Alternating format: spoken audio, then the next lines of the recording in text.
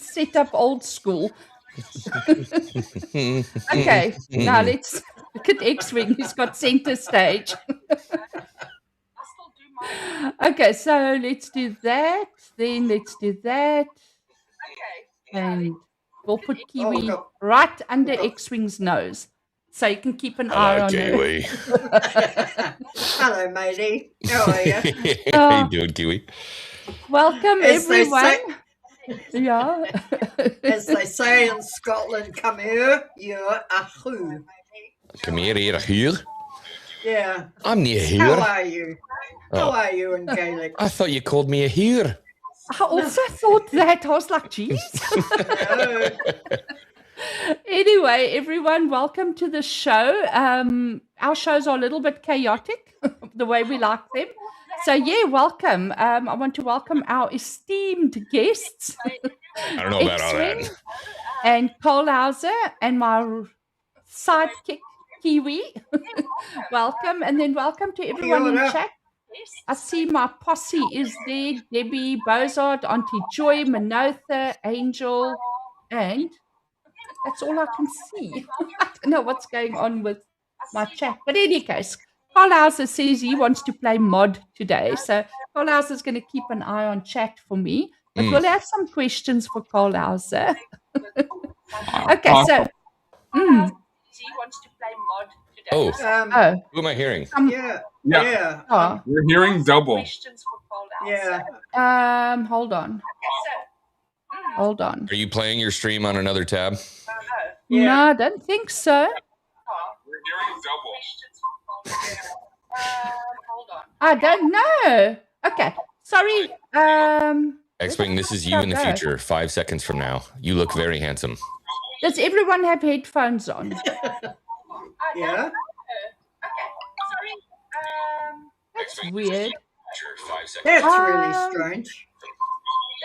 I'm trying to think if there's two streams running. It sounds like one of you don't have a stream on. No. No, I'm just checking my phone. No. We are so special. We're giving it to you in echoes mode. So let's just try and figure this one out. Here's what you can do. I got an idea. Hold on. How do we? Okay. Testing. 1, 2, 3.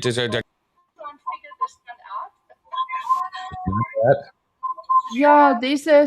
Okay, let me just check. Guys, I'm gonna end the stream and I'm gonna come back in. Okay. Because it doesn't actually. No, I'm not gonna end it. I'm gonna close it and come back in. But I don't know where this. Stream and I'm gonna come back in. God, I know about. Is it you, Colhauser? You're the only one not wearing headphones. No. Mute yourself. See if it goes. Okay. Put them on. It's Colhauser. It's Colhauser. Yeah. We're starting a new thing. It's not I blame Jay. It's I blame Colhauser. I blame Colhauser. Oh, shame we scared him away. Hashtag Anjanette was right. Yeah. You see, it's something to do with the headphones. You know where I figured that out, Xwing? The very, very, very first time I ever went on TV was on your member channel. Yes, the hangout, the cookouts I used to do. Yes, those member shows. And it was Debbie Perkins, it was myself, it was Debbie Oz, and I think John Ambler was there. Yep. And I was just sitting there like I had like fuck all etiquette. I was taking calls from my secretary. You should do those. Those were fun. Yeah, we got to do another one of those. The members only hangouts are a lot of fun. Yeah. We've got a celebrity in chat, Tree Bear. Shout out to Tree Bear. Hey, Tree Bear. Tree Bear the legend. You guys are you're a big part of the meme community, the master of memers. All you guys, dude. It's the work you guys do is incredible, man. I mean, he just does such epic images. All her. It's all Anjanette. I just sit and watch. Yeah. No, we're talking about Tree Bear. He's the memes he creates, the images. Tree Bear, yeah. They're just epic. And the one day I said to him, dude, do you mind if I animate some of these? And he was like, sent me a DM. He said to me, sure, go ahead.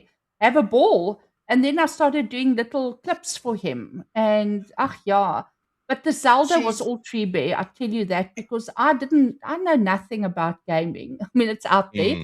And I would animate, and then he'd come back to me and say to me, okay, can you get it to do a little bit more this or a little bit more that? So that was awesome because, I mean, Tree Bear knew exactly what he wanted from each animation. You guys are having like a dialogue about this kind of stuff. Oh, yeah, no, we're chatting all the time. God, That's cool. God, Tree Bear, I hope I'm not letting secrets out here. But no, Tree Bear sends me his images on the Thursday, Friday already, and then we start animating on it. So yeah, Tree Bear's, I mean, his stuff is awesome. He's got an interesting mind. Tree Bear has a very interesting brain.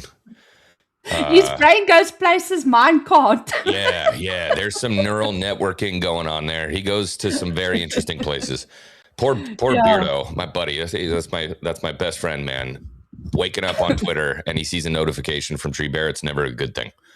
Oh, shame, man. Not a good thing. It's going to have something to do with poop and tiny legs. Yeah. Hey, I must admit Now, this morning, my time, I don't know what it was your time. It was on Xcast. You said, welcome to the best country in the world. Now, have you lived in South Africa or New Zealand? No, don't need to. I'm already in the greatest country ever, America. Now, what I will say is some of the most unrivaled beauty exists in New Zealand. You just haven't been to South Africa. Country. I know. Well, maybe I should go. Yeah, you must come to South Africa and New Zealand. We will open our doors for you and your family. I'm a little afraid of Africa, to be totally honest. No, man. Don't worry, me where too. you go. It depends Cole on and I where are you afraid go. of Africa for different reasons, right? No, I think it's the same reason.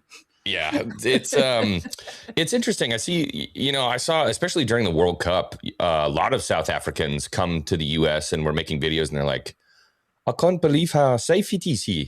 Like everywhere, it's so safe. And I'm like, it's cool, man.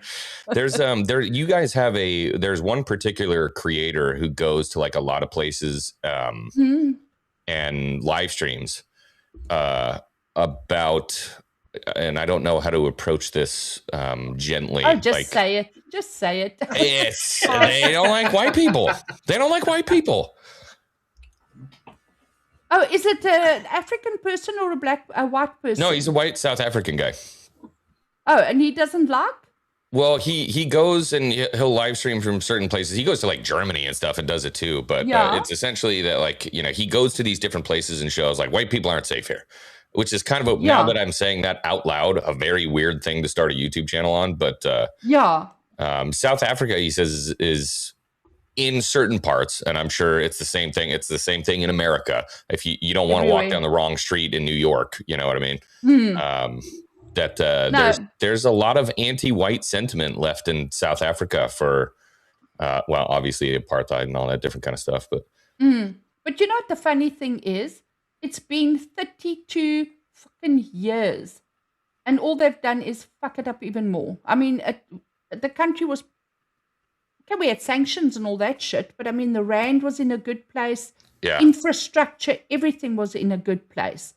And it's all shot to shit. And I mean, they can't... How much longer are you going to flog the apartheid horse to death when it died 32 years ago? At some point, there's a whole new generation that's come up. At what point do you stop blaming something that's 30 years ago? We're Americans. You're talking to the wrong people because we're still beating a horse over here as well. And I'm not saying, but I mean, slavery is still, that's the big conversation. That's always been the conversation here in America.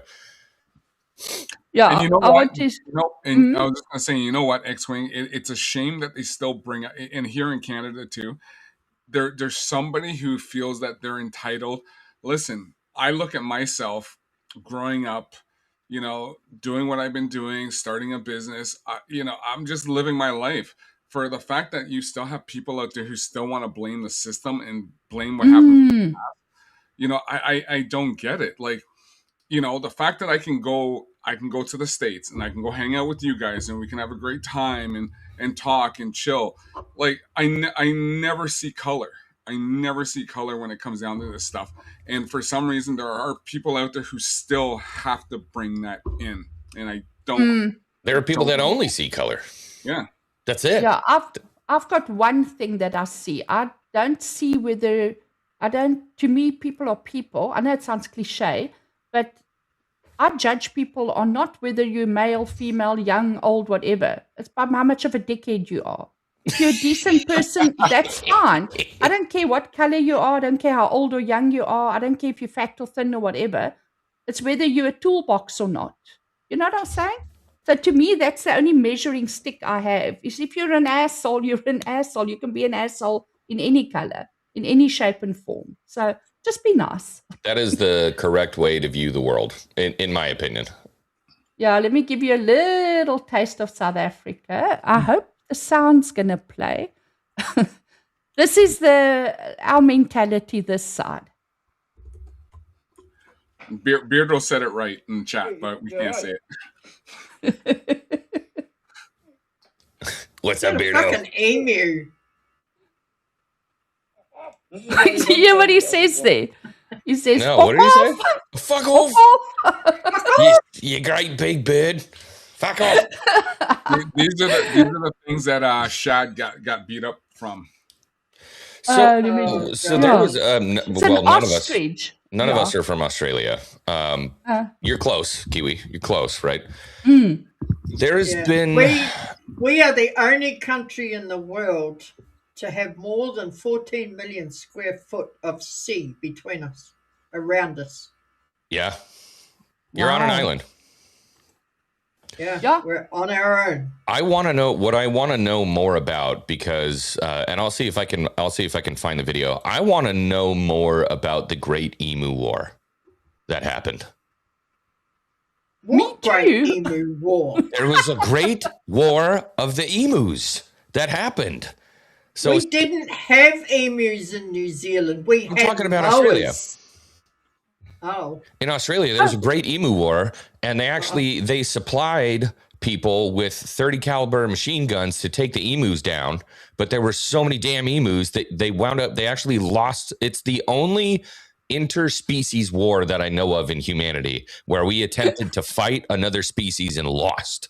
We lost to the emus. And with guns. And with guns. We just do that to each other. The emu war. We watch America do that and get a laugh. Here, I don't know if I can. Can I share here? How do I do? This is Rumble. I don't know how to do Rumble. How do I share something? No, me neither. Let me think. Oh, there's a little TV screen down on the top. Yes. At the bottom. Might have to call Morgan Boney for technical support. Somebody call the ancient one. Yeah. Or if you ABF. You might have to call ABF. Xwing. If you here we go. Here we go. See the bottom panel. Yeah. Okay. Yeah. Okay. Here we go. We got it. We good. Got it. And the page, and it's just arrange us again. Yeah, so this is Saving Private Ryan, but it's for Australia. This is the story. Show this? Because we are on YouTube. 100%. This is from YouTube. Oh, okay. Yeah.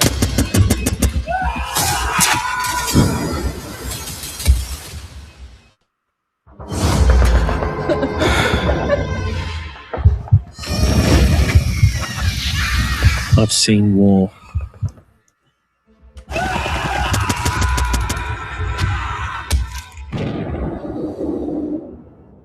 Are the emus firing back? What the fuck? An evil lurks in these lands. The emus, dude. I need a team to go deep into enemy territory. It's going to be a real cold one tonight, so we're all going to have to kiss for warmth. Oh, Ned Kelly. Let me quite of my son, Private.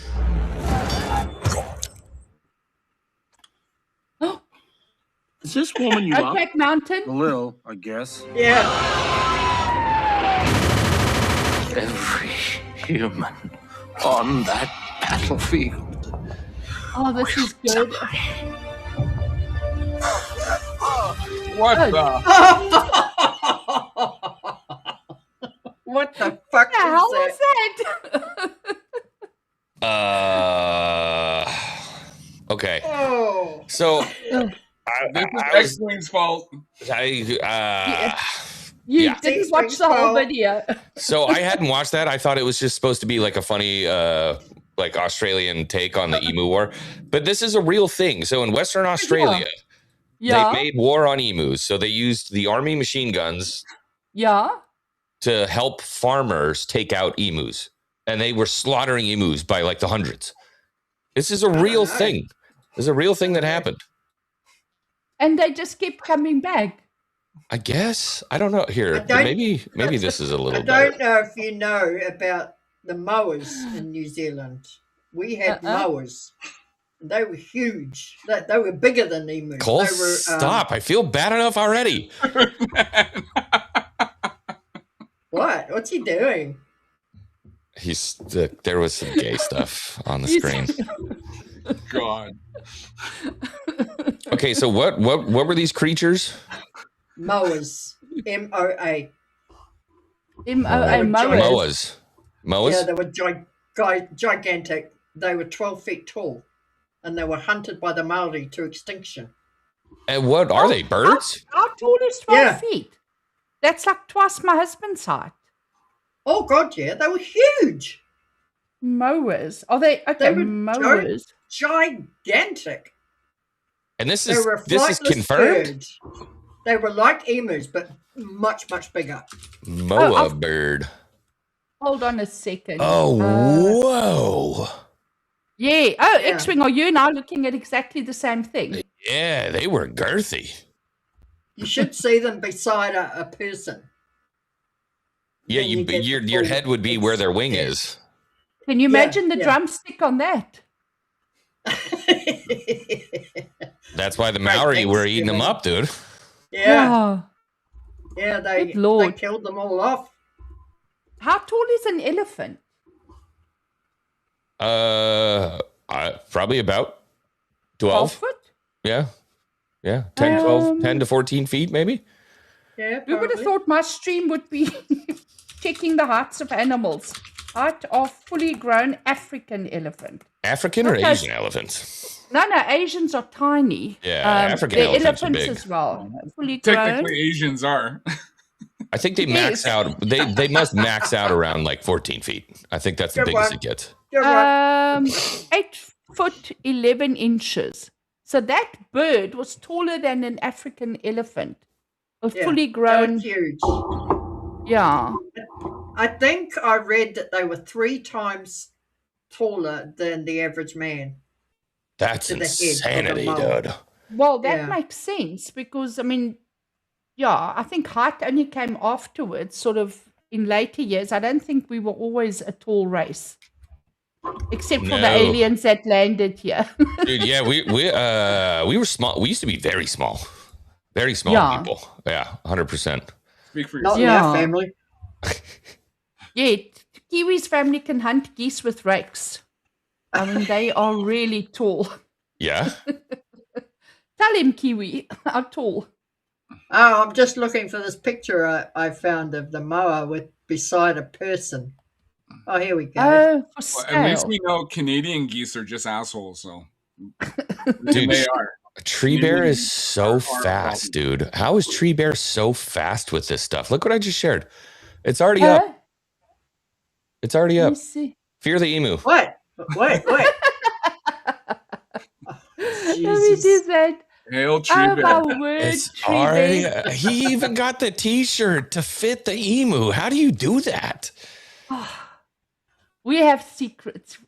We have our ways. Yeah. Yes, man. Jeez. Oh, that's classic. Oh, shit. Let me just do that again. Okay, Rumble Studio, we play musical screens. You never know where you're going to end up here. Kiwi, are you vaping? Yeah. You vaping too, I huh? always do. The vapors that side of the screen. We gotta quit that stuff, dude.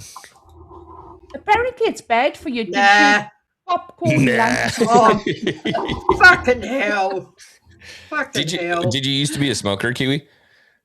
Yeah. Yeah. Shit, yeah. Yeah. Fucking years. Yeah. I smoked Marlboro Reds for like 15 years. I loved cigarettes. They stink. Rothmans. Who was wearing a Marlboro Red cap? Was it Blaine the other day on TNME? Yeah. His cap was a Marlboro Red. And Nine Line has the one that looks like it's a Marlboro Red, but it just says American. I love this ad. How strict are they on smoking in America? In public places and that? Because I know in New Zealand they're next level. I mean, they're almost at Australia where they want to actually. It's Australia. Australia, they want to ban it. Australia, you cannot buy vape juice with nicotine in it. Oh. And so it's become a nanny state, and you can't vape anywhere. Outside. You can't vape? Anywhere. Nope. Really? Nope. They're really strict on vaping. Wow. No. Yeah, I was standing out in the car park when I went to Aussie in February, and I stood out in the car park and I was vaping, and this guy came up to me and said, "You can't do that here." I said, "Fucking arrest me then." I love you. What are you going to do? What are you going to do? Kiwi's tall. She's like a moa bird. They're not going to mess with her. Hey, look at that. I put up a picture. Pull up this picture, Angie. Okay. Let me just put us to the side. That's a man. Whoa. That is tall. I mean, look, it's like a giraffe with the neck. It's like the feathered. It's a feathered giraffe. Okay, so now we know that there was an emu war. Now we know that there was a moa war where the Maori had a war against the moa. But here's the thing: when was this? A long time ago? Are we talking like 100 years? Oh God! Well, New Zealand is only 600 years old. Okay. So they were killing them with bows and spears and stuff. Yeah, 1713, I think 17. Yeah, somewhere around there. Yeah, about 300 years ago. I don't know what it is about New Zealand. Maybe it's its ties to Lord of the Rings and stuff like that. But I've got a large fondness in my heart for New Zealand, and I've actually got a friend who's a Maori who sent me a panamu as well. Yeah, you said you got a panamu. I have one. I should go. You see, I want one, but I have to wait until somebody gives me one. I can't. Yeah, you can't just like go buy it or go get the rock out of the rivers. You're not allowed to. You have to be gifted a panamu by a Maori. Yeah, yeah. It's huge honor for me. Yeah. Oh wow. I gave my daughter a panamu for her 40th birthday, and I gave my ex-husband a panamu because he's part Maori, and it's all he fucking raved on about for years. So I shut him up and gave him one. Yeah. Are you part Maori? No. Oh, okay. I'm half Scottish, half Irish. Yeah. Nice. Living in New Zealand. Yeah. Self-explained.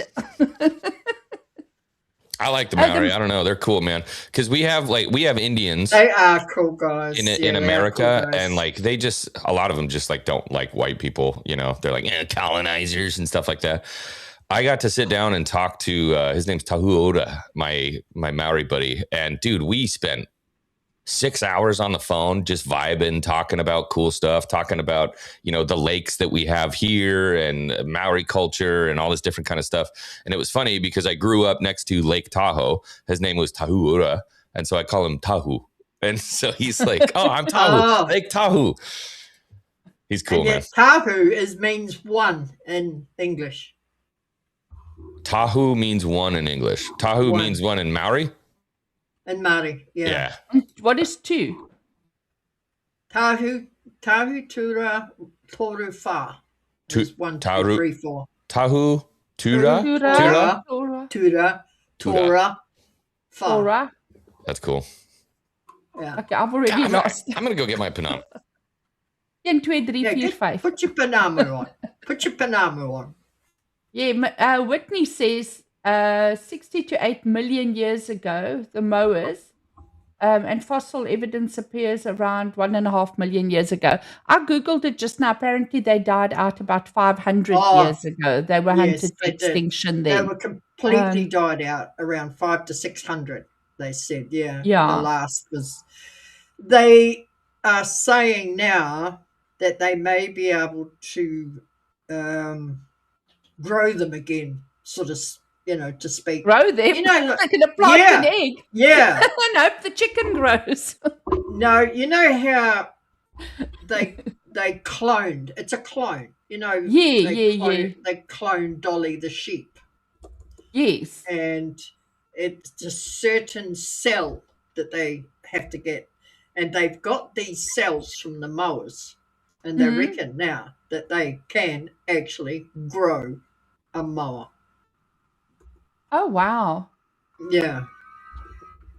Interesting. Oh, good Are you going to get one good as a boy. pet? Oh, that's a nice one. That's okay, wait. nice Let me one. give. How do I give Xwing the screen? Well, you did it just before. Remove. Oh, Colhauser, are you still there? There we go. Xwing, you have the stage. Yeah, that's muted. A nice one. Yeah. You're muted. Xwing, you're muted.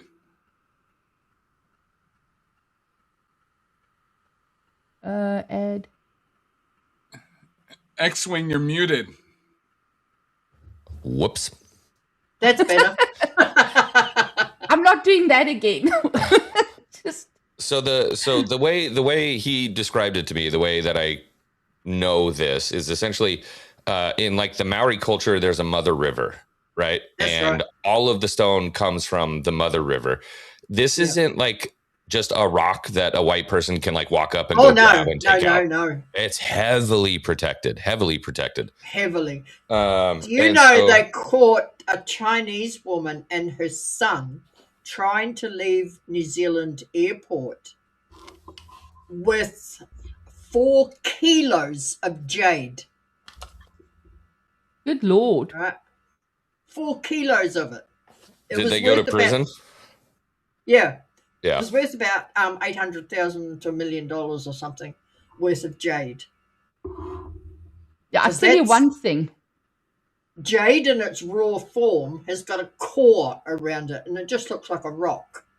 Yeah. And you take the core off, and it's that green underneath. Yeah.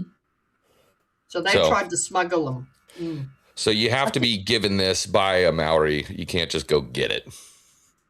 So that's a huge honor. It doesn't have to necessarily be Maori. Yeah. Yeah. Yeah, your half Irish ex-wife or mom can give it to you as well. Yes.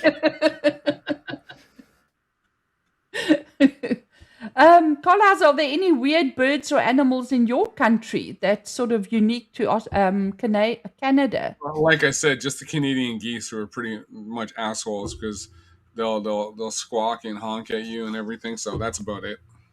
No, I don't think they beat the South African hardy-daw. I had a buddy kill a goose with a drive off a tee box once. He hit his golf ball and it just nailed that goose right in the head, killed him. Oh no! Yeah, just off. Well, it was flying. No, it was just standing there. Ah. There was a flock of geese kind of in front of the tee box, and he mishit it, and so it was just a piss missile from about 3 feet off the ground, doing 120 miles an hour. Hit the goose right in the head, dead. Just went splat, brain smush. Yeah, I was just thinking, wouldn't it be funny if you actually hit it out of the air and then on its way down, the goose took out whoever it landed on? Wouldn't they just... God's righteous retribution on that one, you know? Hey, Andrew, that would make a good meme. Yeah. See where my mind goes. Yeah, straight to memes. Somebody in chat was asking if they grew a mower, which would come first, the chicken or the egg? Chicken or the egg? Yeah, well, they've got the cells, so I don't know what's going to happen. I don't know whether they're going to attempt it or not. Yeah. Now tell me, Xwing, I always hear your interesting South African accent. It's like the New Zealand one. Is that what I sound like? I have a fondness to believe. I have a fondness for accents. I'm not good at them, but I have a fondness for accents. Yeah. And the entirety of my basis of knowledge of the South African accent comes from Blood Diamond, where Leonardo DiCaprio tried to do a South African accent. He wasn't too bad. District 9, where that, oh God, what is his name? District 9. He was also Chappie.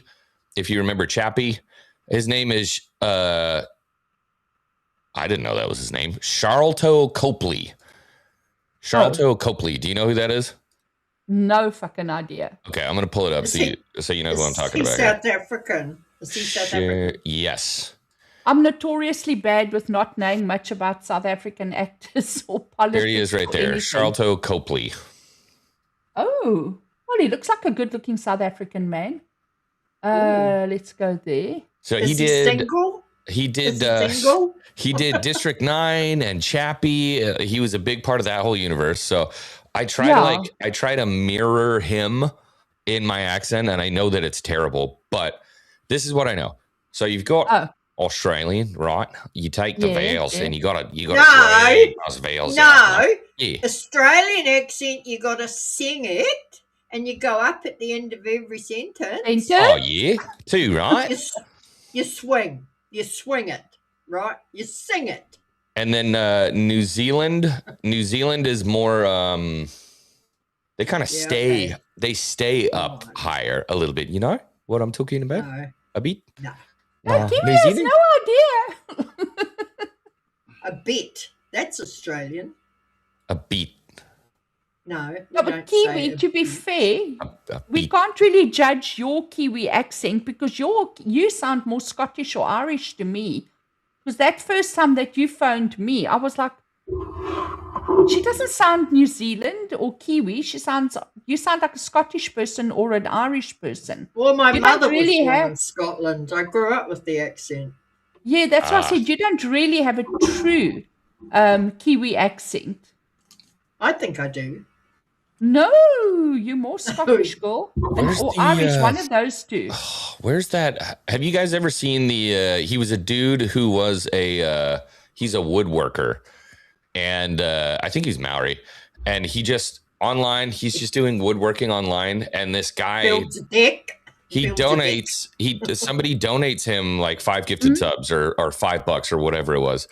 And he was just so adorable. He goes, "Oh, mate, you don't have to do that. Is there a way I can give it back? You know?" And it was just like, oh God, how do I find that? Maori. That's the accent of the North Island Maori. They tend to talk with a sort of a short, sharp way that they talk. And they sort of sing a little bit as well. Like, how's it going, Brie? Well, I'm just going to go down to the shops and get some fish and chips. So they sing a little bit too, but that's North Island Maori. Yeah. Tell me quickly, Xwing, what got you into streaming?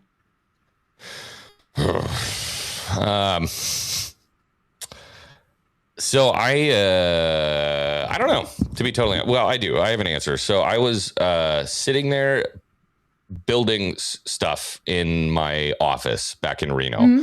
So I had my little room with like my Star Wars stuff, and I was like, I need to do something. I was blacksmithing, which was filling the creative itch when I needed to go out and do stuff, but I wanted something for the house as well. And so I started 3D printing and building props. So I would make thermal detonators and stuff like that, with the intent essentially to at some point sell them.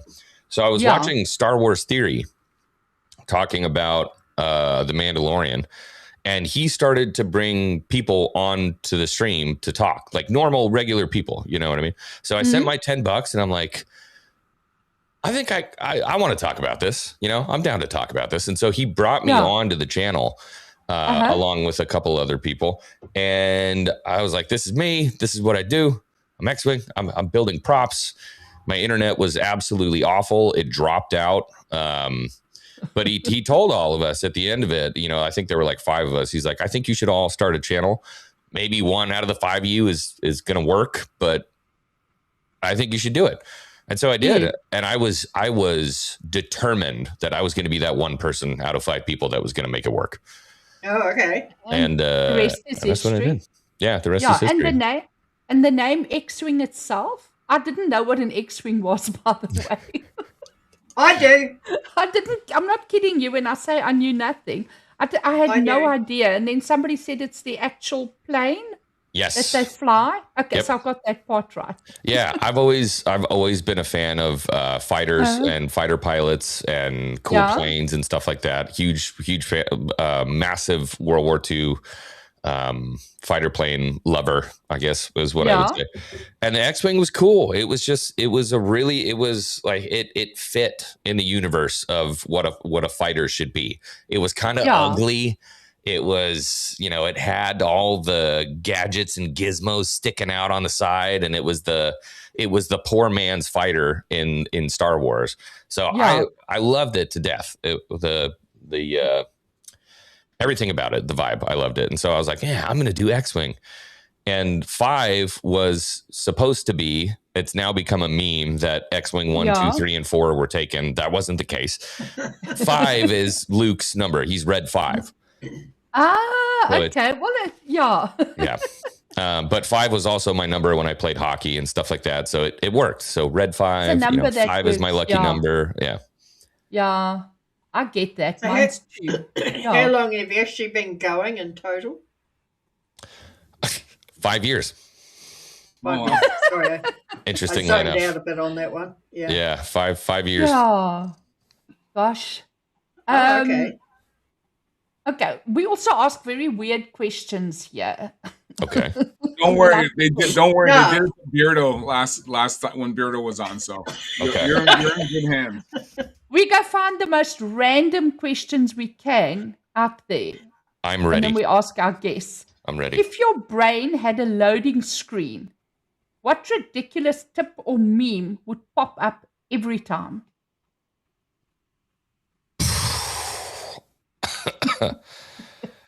Xwing has a big variety of pop-up screens. Yeah, I think at this point now it would be something about the Moa bird. Not that. What the fuck is that? Fucking lunatic! Oh my God, I couldn't believe it. The rapper, the African rapper. African rapper. Oh God, did it have to be from Africa? Where was it? No. That Australian chick that tried to do breakdancing in the Olympics. Oh yeah. Oh no, fuck. I remember that. Yeah, she forever put Australia in the shade. Africa can rest easy. We okay. Mate, every time, sometimes I'm having Demi on about things. My friend Demi, she's Australian. And I said to her one day, well, at least we can breakdance better. Oh my God. That was a bit of an embarrassment. There was a bit of a stain there on Australian culture after that. I thought it was a joke. It wasn't a joke. I also thought, I'm like, she looks like an epileptic that's been shot. Yeah, we're not serious, are we? Like, this isn't real, right? It was real. Yeah, I was like looking at this because all the memes were coming. You know almost what the internet's like. If something funny happens, it's all over. And it was on Instagram and everywhere. I'm like looking at this and thinking, fuck, I can do a better job than that, I'm sure. Yeah. Prove it. Super I need to see it. Yeah, you're right. It's a deaf rapper from Africa. Yeah, he's Congolese. He's deaf and is it deaf and dumb? Well, yeah, the dumb comes from the fact that you can't really hear, so you don't know how to form sounds. Right. So when you do speak, you don't you can't hear yourself hear. Yeah. But did you see somewhere on... Yeah. Oh, no. Well, they could have put him in the Odyssey. Oh, that was my other question. You've seen the Odyssey now once or twice? Because I know most people, they say with a Christopher Nolan movie, you watch it the first time and then you go back and you watch it the second time, just in case you missed something. Is there going to be a third time? Once was enough for me. Yeah. So it's not a movie that's going to stand... Because for me, it's always about, is it a movie I'm going to watch again? Because the good ones you watch, I mean, Lord of the Rings, I'm probably on like take 100 already. That's in a different universe. You know what I mean? Yes, exactly. That is in a whole different level. So the Odyssey for me, unfortunately, it is a well-made film that completely misses the point. That's what I would say. So like Nolan's Interstellar, I love to watch that because there's a lesson in there. There's a lesson that you can come back and you can relive and you can love and learn and all these different things. Great film with a great lesson. The Odyssey was a vanity project for Nolan that misses the point of the lesson completely. Yes. Yeah. The lesson he thought the lesson needed to be redone. I mean, I haven't seen it. I haven't either. I'm just going on what I've heard from everyone. But the thing is as well, I've gotten to the stage in my life where if enough people whose judgment I trust tell me a movie is shit, I'm not even going to waste my time. I'm turning a big number one of these days. I don't have time to waste on shit anymore. So if enough people say something's crap, I'm not wasting hours. I'd rather just go and watch The Lord of the Rings again. If it hasn't got Jason Momoa or Jason Momoa or Jason Statham in it, I really don't want to know. Big fan of the Jasons, right? Momoa. Yeah. Oh, mate. I just sit there and drool over them.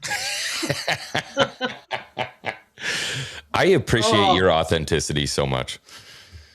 Well, you got to be honest. Yeah. I'm never going to have them on my fucking bed, so the least I can do is dream about them. Oh, mate. Maybe it could happen. You never know. You never know. I never know. You never know. Yeah. I'm knocking at my door. Did I tell you the day that I had a guy from the, the people in the police force, but then they're higher than the police. They're all done in black and helmets. And What do you call them? It's SWAT here. SWAT. Yeah. SWAT teams. I had 2 guys from the SWAT team run past my door one day. And I thought, what the fuck? And I went up to the door. And I went up to the door and I opened it. I said, excuse me. And he said, down, down. I said, yes. And he said, seriously, down, down. I said, I know. So there was a gunman on the loose on the street. Oh man. God. And Kiwi was looking, you were looking to have a little bit of fun. You're like, I'm resisting. I'm resisting. Excited. Rough me up a little bit. Kiwi, you should tell Xwing who you're related to. Because we learned something new a couple of weeks ago when Beardo American one. The American one, John F. Kennedy. Really? He's a cousin a couple of times. He's removed. My 3rd cousin twice removed. Yeah. Really? Your shares just went up exponentially. That's cool. If that was even possible. That's on my father's side. And on my mother's side, King Robert the Bruce is my 28 times great-grandfather. Really? Oh, Xwing is just... Dude, the Bruce, come on. That guy's a fucking legend, dude. Are you kidding me? Isn't he a legend? Yeah. Isn't he a legend? I was going to name my son Bruce if I had a son. Never happened. I'm also related to the Duke of Normandy through the Rollo line. Really? Interesting. As in Rollo from the Vikings. That one. Yeah. Normandy's an interesting place. Very interesting place. A lot of stuff happened in Normandy. My brother's got a book this thick that he's done for every one of us in the family. And it's got Who Do You Think You Are? And he's gone right back to the year 814. Wow. That's cool.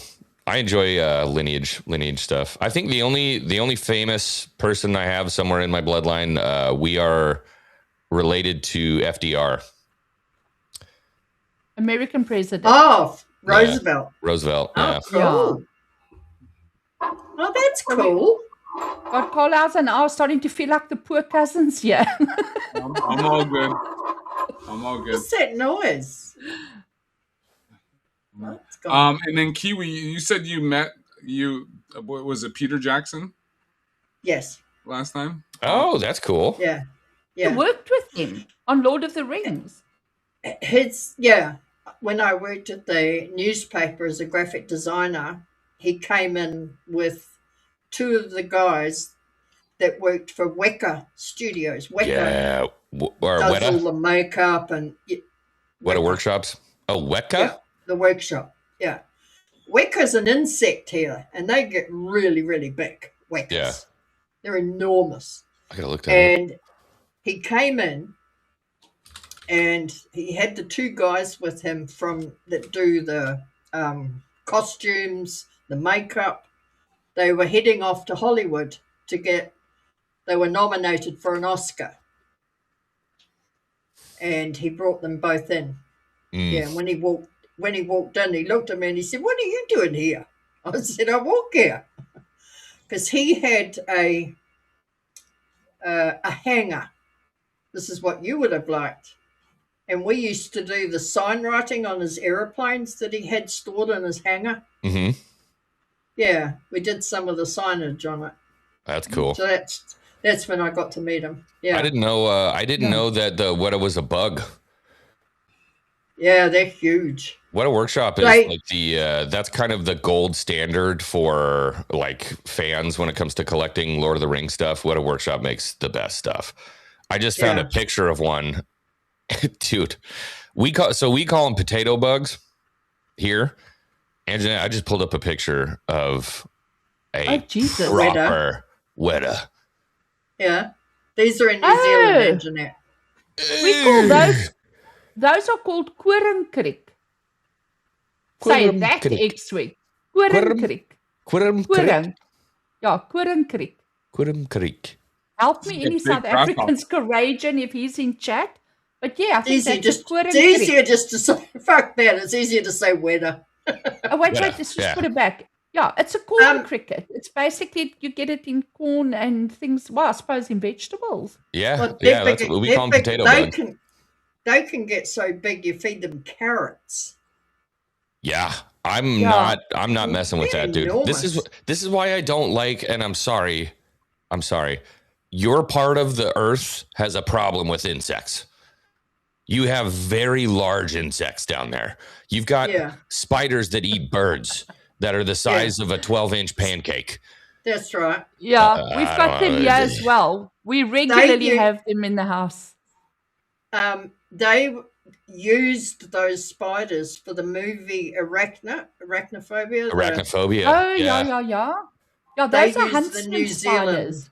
Huntsmen are insanely there's the what do they call that? Spiders that they used for that movie with the bird eaters. The bird eaters, yeah. They were absolutely gigantic. Huntsmen's are big too. But my husband's we got them in Australia. Got them a lot in Australia, but they're nothing compared to what these ones are in the North Island. They have a specific name. I didn't think it was bird eater. It's something like that. What? Bird that's eating. What we call them. I just thought what do they call it? Huntsman, and they're just big enough because they eat geckos as well. The Goliath bird eater. Yeah, the Goliath bird eater. Yeah, it's a tarantula. Yeah. Which animal are you? Yeah, they're very hairy. Yeah. Oh God, I'm looking at pictures. Okay, well, that answers my next question. You're not one of those people that don't like spiders. I hate. There's not a lot of things on this planet that I hate, because hate is a strong word. I hate spiders. I watched Kingdom of the Spiders with William Shatner. That's all I needed, and I never watched it ever again. Dude, Eight-Legged Freaks. That was funny. I saw that. That was funny. That was when they took over the town and they were coming in. People were hiding in the mall or something. Dude.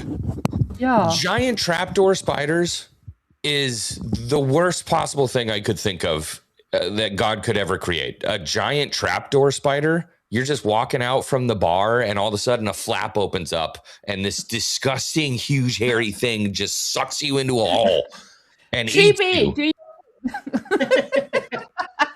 It's not Harry Potter. It's not Aragog. I don't think they're that big. Aragog. No, in Eight-Legged Freaks, they made them because they get big. You know what I mean? So trapdoor spiders don't get big. But in 8-legged freaks, the giant trapdoor spiders that eat the people coming out of the bar still lives with me as one of the most horrific things I've ever witnessed in my entire life. I don't like spiders. Snakes? Yeah. I can hang out with snakes. I like snakes, dude. Cool Wrap them around, check it out, blah, blah, blah. Insects are a problem for me. They're skeletons on the outside. I don't like them. Yeah, insects are weird looking. I can often see how they would base the design of aliens, for movies, off actual insects. Because if you zoom into them, if you ever zoomed into a fly, good God, those things are horrifying. Like, yeah. Oh, God, no. And a tick. Have you ever seen like a tick and a bed bug and shit like that? And then I'm thinking, thank God they're microscopic and you can barely see them. Because if those things were the size What if it was the size of the African elephant? 14 feet tall. Fuck the elephant, just the size of a dog. If you had one of those things, just the size of a dog, that's terrible. Yeah, we have big huntsmans here. Yeah.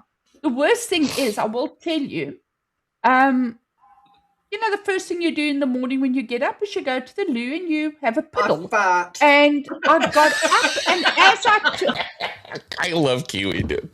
Anyway, so I turned around to flush, and as I looked, the seat behind my back had a spider on a huntsman that literally sat there, and his feet were crawling over the edges of the lid. That's how big that thing was, and it was right behind me when I was having a wee. I just about lost it. I screamed blue murder. Oh, I nearly sat on a redback spider in Australia. Good God, that would have been an awkward place to be. Yeah, and I sat down and I thought, what the fuck? And just before my ass hit the seat, and I saw the little fucker. And I thought, oh, well, I would have squashed it anyway when I sat down, so it wouldn't have made much difference. This is my problem with spiders, though. See, here's the thing. If they just acted like normal people, you know what I mean? I wouldn't have a problem with them. They're like, well, they're in your house to get rid of other pests. Okay. So if a spider walks in, just like, hey, you know what I mean? Walks by. Okay, we're cool. That's fine. They always run straight for you. But that's not what they do. Spiders wait in the worst possible position and just... No. They love you. I think I did Xwing. And I'm like, what are you doing, dude? And he's like, just being shady as fuck. Don't worry about me. I'm just being shady. I'm like, just be normal. Wave at me. Give me a high five, you know? And they're always in the fucking shower where you can't exactly go running out there screaming into the house. I put them on my hand and or hiding in a toilet seat. Yeah, that. They're just shady. I just don't like them. They're just shady, man. North of South Africa, right up near the border to Zimbabwe or the old Rhodesia, they've got a spider called the red Roman. Now, it gets hot as hell up there. I mean, it's like frickin' hot. Think Vegas and add a few degrees. Oof. And those fuckers run from shade to shade. Yeah. So if you're walking, they're running for your shadow. Don't like that. You can't outrun your shadow. You cannot outrun a red Roman spider. And they are the ugliest things you've ever seen. I must actually see if I can Google one. I wonder if what you call the red Roman is what we call a camel spider. So maybe this was also a thing for guys that were in Iraq. They would run after the shade of the tank as well. They would do the same thing, and they will scream at you. They make noise. Yeah. Oh, do they? Yeah. So I think here, hold on. I'm going to type it in. Red Roman spider. Red Roman spider. Oh God, look at it. Yep, that's a camel spider. Okay, well, I'm going to show you mine. And then you can show me your one.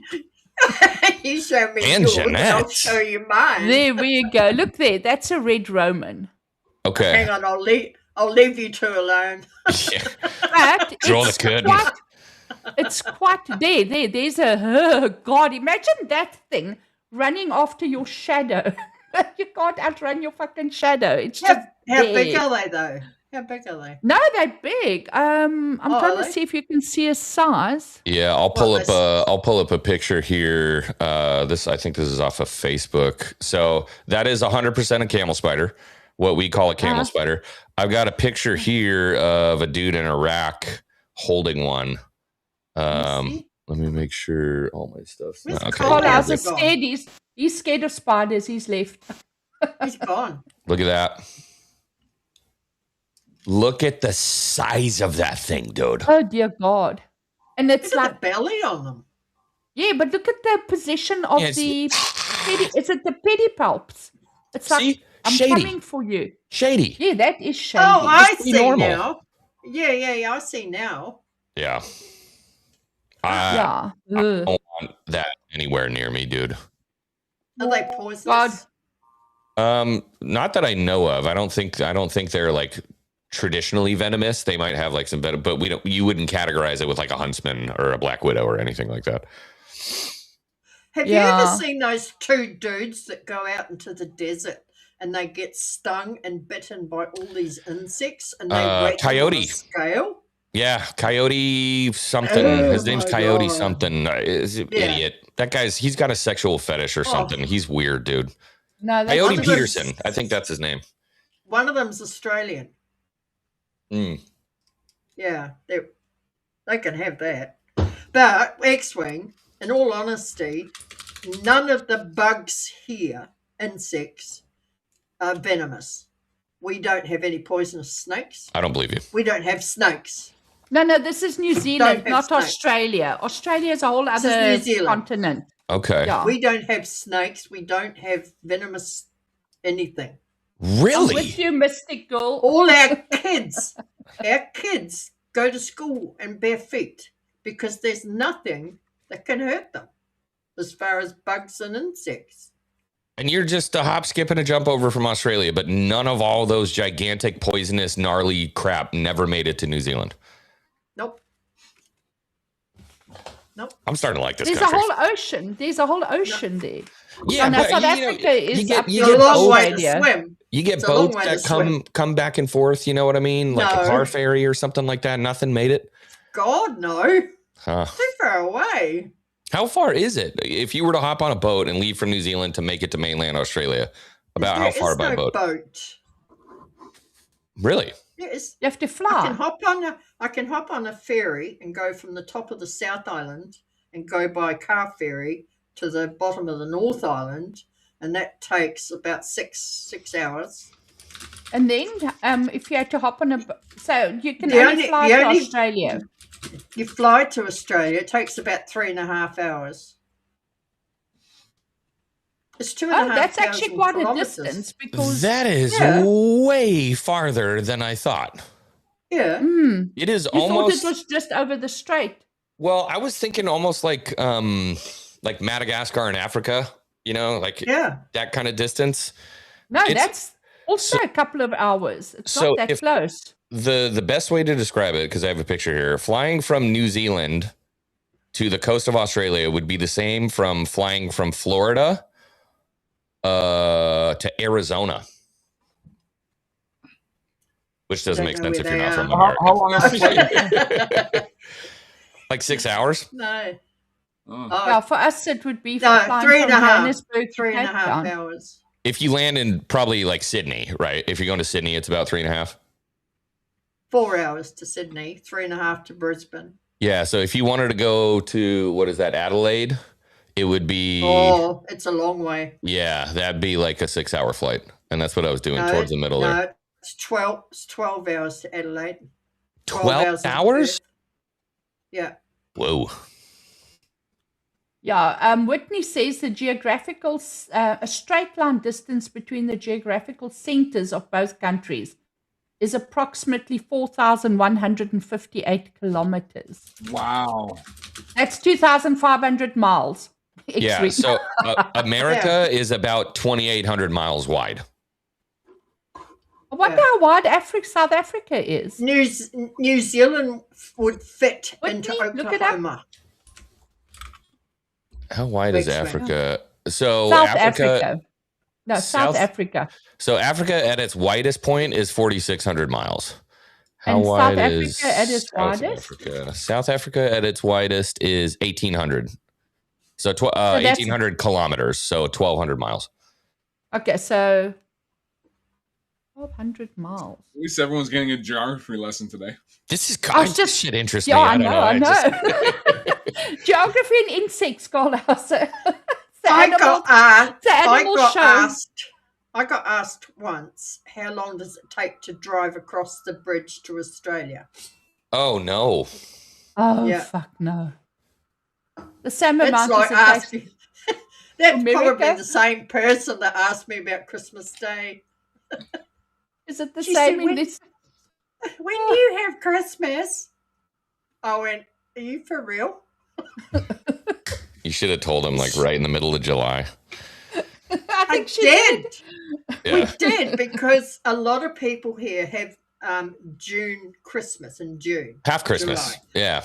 Because it's cold and it snows. Yeah. Right? I mean, I'm in -4 at the moment, right? So it does get fucking cold and it snows. And it's a great time to have your midwinter Christmas lunch where you can have all the hot food, and it's great. And this woman said to me, well, when do you celebrate Christmas?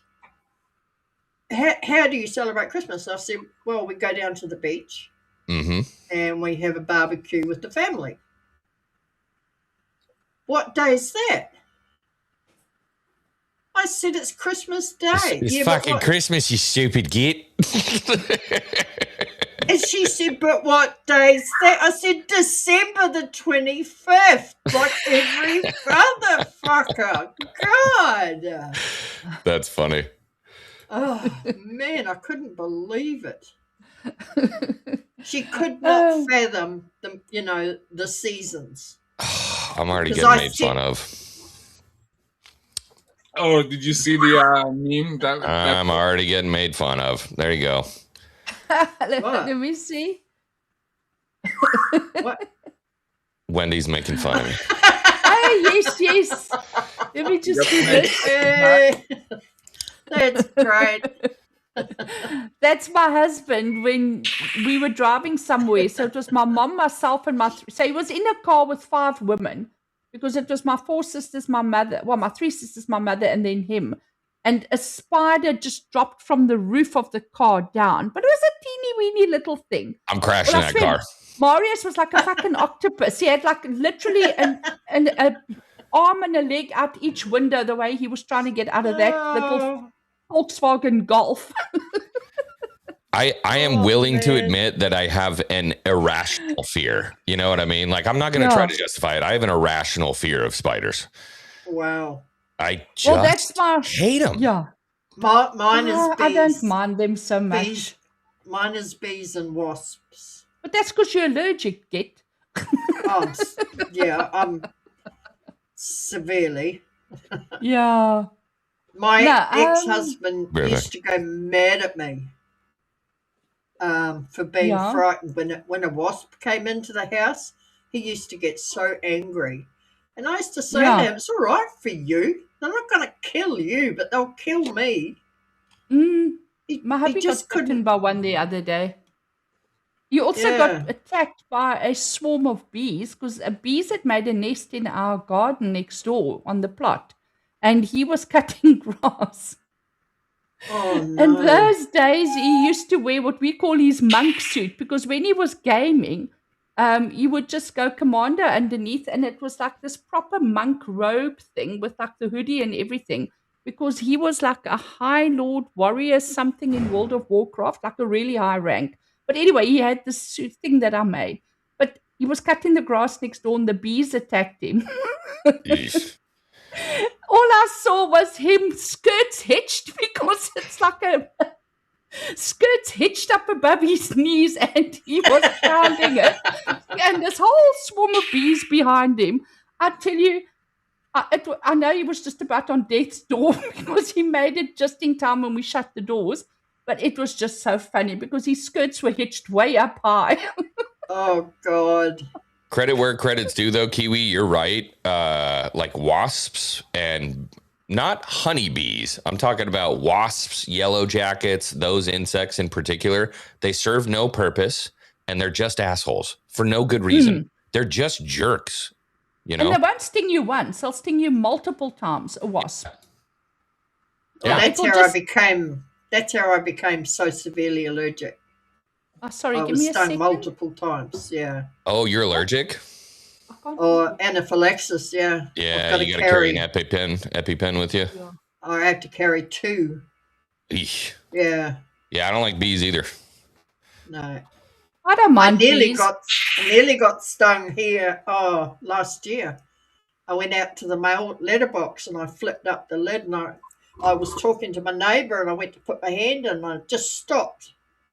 I thought I saw something fly. It was a bloody wasp had gone in there just as I flipped it up. Yeah. We get them a lot down here. So like it's funny because honeybees in particular, I love and I adore. Bumblebees and honeybees, I'm like, you're nature's great pollinator. You guys are awesome. I will protect those things to the end of my days. Yellow jackets, wasps, it's on site, 10 toes, standing You're on business. a waste of space, I'm killing the shit out of you. Yeah, 100%. You're dead. Yeah. My husband's always the catch and release person in our house. But I don't even hang around to see what it is. I hear the buzz. Yeah. And I'm gone. Kiwi's gone. Yeah. I'm gone. Yeah. My had to kill a couple. Yeah. I've had to tip a few bumblebees over because if they land on their back, they can't roll. Yes, I'm always rolling them over again. Yeah, I know. And I mean, why am I so fucking fat? No more pollen. No more my pollen. Spirit animal. That's probably why I like them. It's my spirit animal. Bumblebees are funny. Yeah, they're interesting. Oh, no, they are. Nature's you wouldn't think they can fly. You wouldn't think they can fly because they just...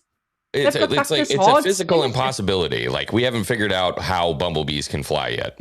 That's how ridiculous they are. Like, that shouldn't work according to physics, but somehow. Yeah. Well, maybe there's a lesson to be learned there. Nature's very strange thing. Yeah. Xwing, describe your perfect day off.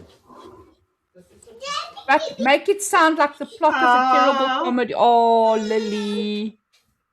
I haven't seen Lily for so long. Yeah, I know. It feels like we've got ownership of her. She was so cute. Hi, Lily. Oh, look at her. Hi, Lily. Hello. Oh, man. Say hi. Look, wave. Say hi. Hi, Lily. Yeah. Hi. Did you just fart? 4 seconds. Girls. Huh? Is that Dada? You say hi. Pinky. Pinky. Okay, off you go. She's so big. Oh, I mean, when we started following Brosan, she was tiny. I think you guys had just come back from Italy when she was a little itty bitty thing. She was a zygote, old, wasn't she? Yeah. Yeah, she was a little tiny thing. Yeah, I think it was about 9 months old. Yeah, she is cute. No, much younger. Much younger. I got to meet her at Queen's house. So. Yeah. Oh, did you? Yep. Oh, okay. I got to hang out with the wing. She's a cutie, man. I said to my daughter one day, I said, get your fucking ass into gear. I'm waiting to be a grandma. She said, Mum, I'll be doing it the wrong way if I get my ass into gear. Yeah. Oh, woo. Runs in the family. Mate, she's worse than me. Yeah. Perfect day off. I wake up about 6:45, 7 o'clock in the morning. Go down, make myself a nice coffee. Grab my bag, throw it in the truck, and get there for an 8 o'clock tea time. Oh, nice. Golf from no, not yet. Oh, so 8 to 12, we're on the links with the boys playing some golf. Okay.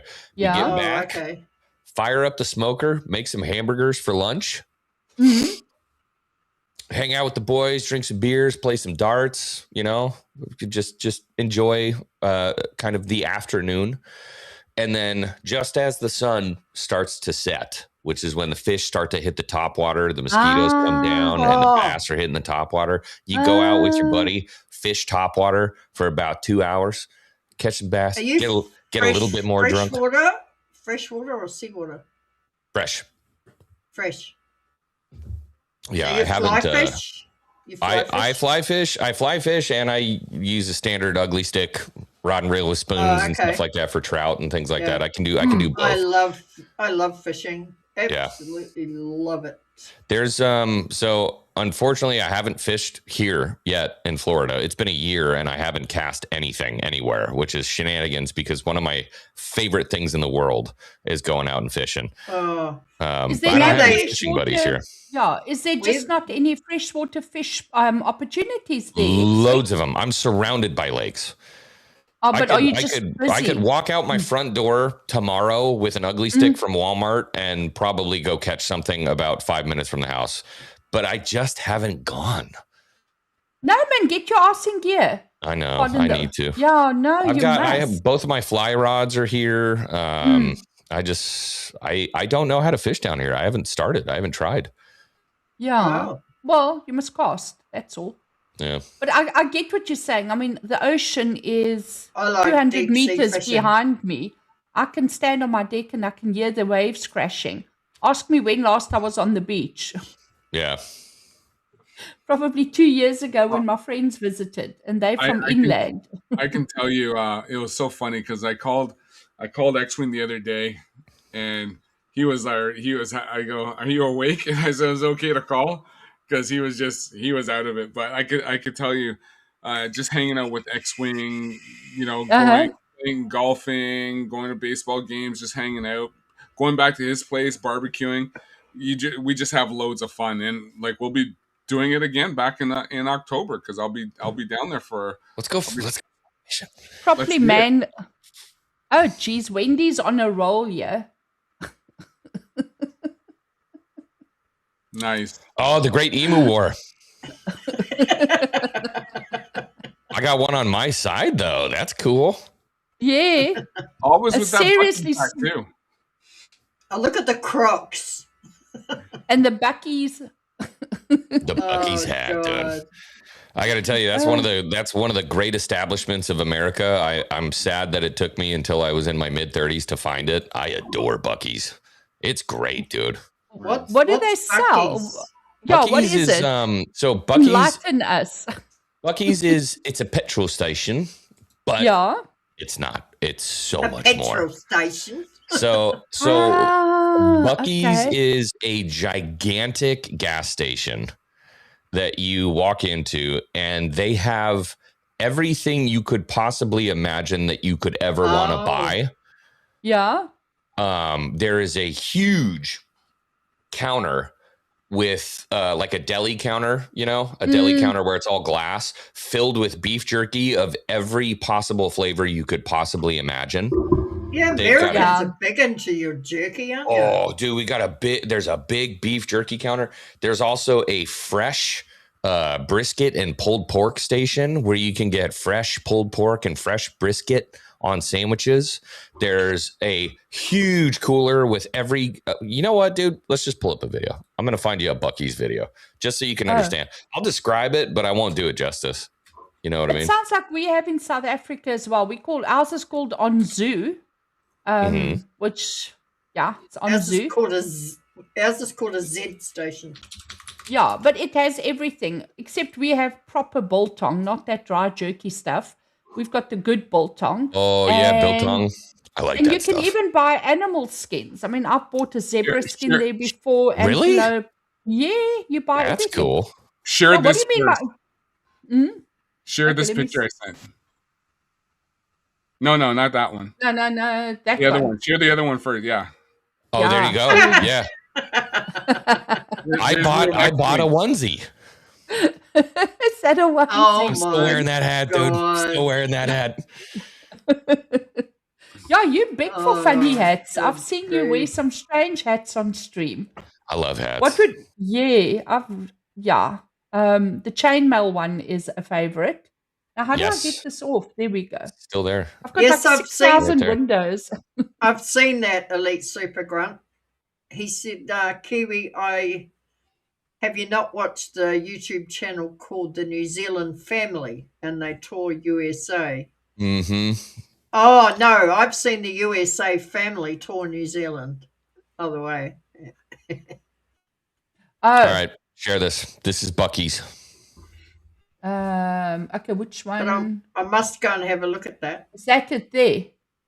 Yes, that's Buc-ee's. Okay. So underneath That's that big this big awning here is all the gas pumps. Yeah. That's where you go to fill up the car, but This hopefully it'll morning, show the the inside. largest gas station in the world is open for business. Right next door to the Great Smoky Mountains, the newest Buc-ee's in Sevierville, Tennessee, is supersized. I was just there spanning in Sevierville. 74,000 square feet with 120 gas pumps, more than 350 employees, and a larger-than-life beaver mascot that can be seen for miles on the interstate. Y'all, Buc-ee's is the mecca of the South. Born in Texas in 1982, the Buc-ee's chain expanded across the South, becoming a freeway phenomenon, offering travelers more than just a spot to fuel up. Let's see what all the fuss is about. What, in the Walmart gas station? Y'all, I think I'm in love. What's the best way to describe Buc-ee's? Well, look at Buc-ee's that. is a travel destination. According to a recent survey, these days many consumers are taking their time to enjoy the amenities at. So that's kind of what I like about Buc-ee's is that you're not just stopping to get gas.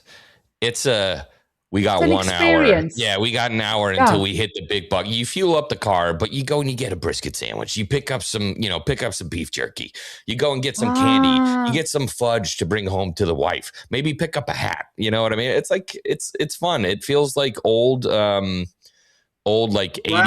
gas chains have to offer, spending between 16 to 24 minutes per stop, and some will even drive up to 20 minutes out of their way to visit a favorite station. Cleanliness, prices, food quality, and customer service keep them coming back. I feel like a king. Angela calls herself a true Southern girl and is now bringing years of experience in the kitchen to Buc-ee's. My grandmother taught me to make all the good homemade fudge. Her coworker Mindy worked 16 years as a teacher, leaving the classroom for a whole new experience. I'm originally from Arizona, so when I heard it was coming in, I was like, what is a Buc-ee's? This year, Buc-ee's took the top spot as Forbes Customer Experience All-Star. Scoring points for their friendly staff. Good. Everybody's so nice. Brisket on the board. Bathrooms and their barbecue. Chop! Brisket on the board! Chop! Brisket on the board! So you'll hear that. When you hear that about every 45 seconds when you're in Buc-ee's, you'll hear the entire team screaming, "Fresh brisket on the board!" We slow smoke it, we season it up, we inject it, and we get it out to the store. And we slice it up fresh for you right in front. Randy Pauly is a director of barbecue operations who handed me my own Buc-ee's badge. All right, now we're Now I'm official. An honorary pitmaster for the day. And put me to work making their signature brisket sandwich. Yeah. Look at all that barbecue. I can do this all day. You got this. Look at that sandwich. Am I Drive up hired? to a Buc-ee's today. Go get a sandwich done. So you guys, I think I found a new side hustle. And look, I found. So anyways, that's Buc-ee's. Oh, that's what you're wearing. Yeah. Buc-ee's. Yeah. Oh, right. He's wearing the onesie. Oh, shit. Hold on. Yeah. Oh, there we go. That looks divine. Right. We've got a little play. Okay, not on that scale, but whenever we're driving to Grahamstown or to the farm, we used to stop at the Nanacha. You hear this, Xwing? Nanacha farm stall. And also, you get homemade pies, you get biltong, you get pineapple juice because it's pineapple country. So you get freshly squeezed pineapple juice. Oh, God. I love a pineapple. My taste buds are just going crazy now thinking of that pineapple juice. And you get fudge. Listen, if they've thought of it, you'll find it at the Nanacha farm store. Yeah. It's like, and then you can buy sand buckets and all sorts of other shit. It's a destination. Yeah. It's like anything from a dead policeman to a condom you can buy there. So I'm sorry, say that again? Oh, go ahead. Anything from a dead policeman to a condom, you can find it there? Yeah, that's what a South African's saying. You can buy anything there from a dead policeman to a condom.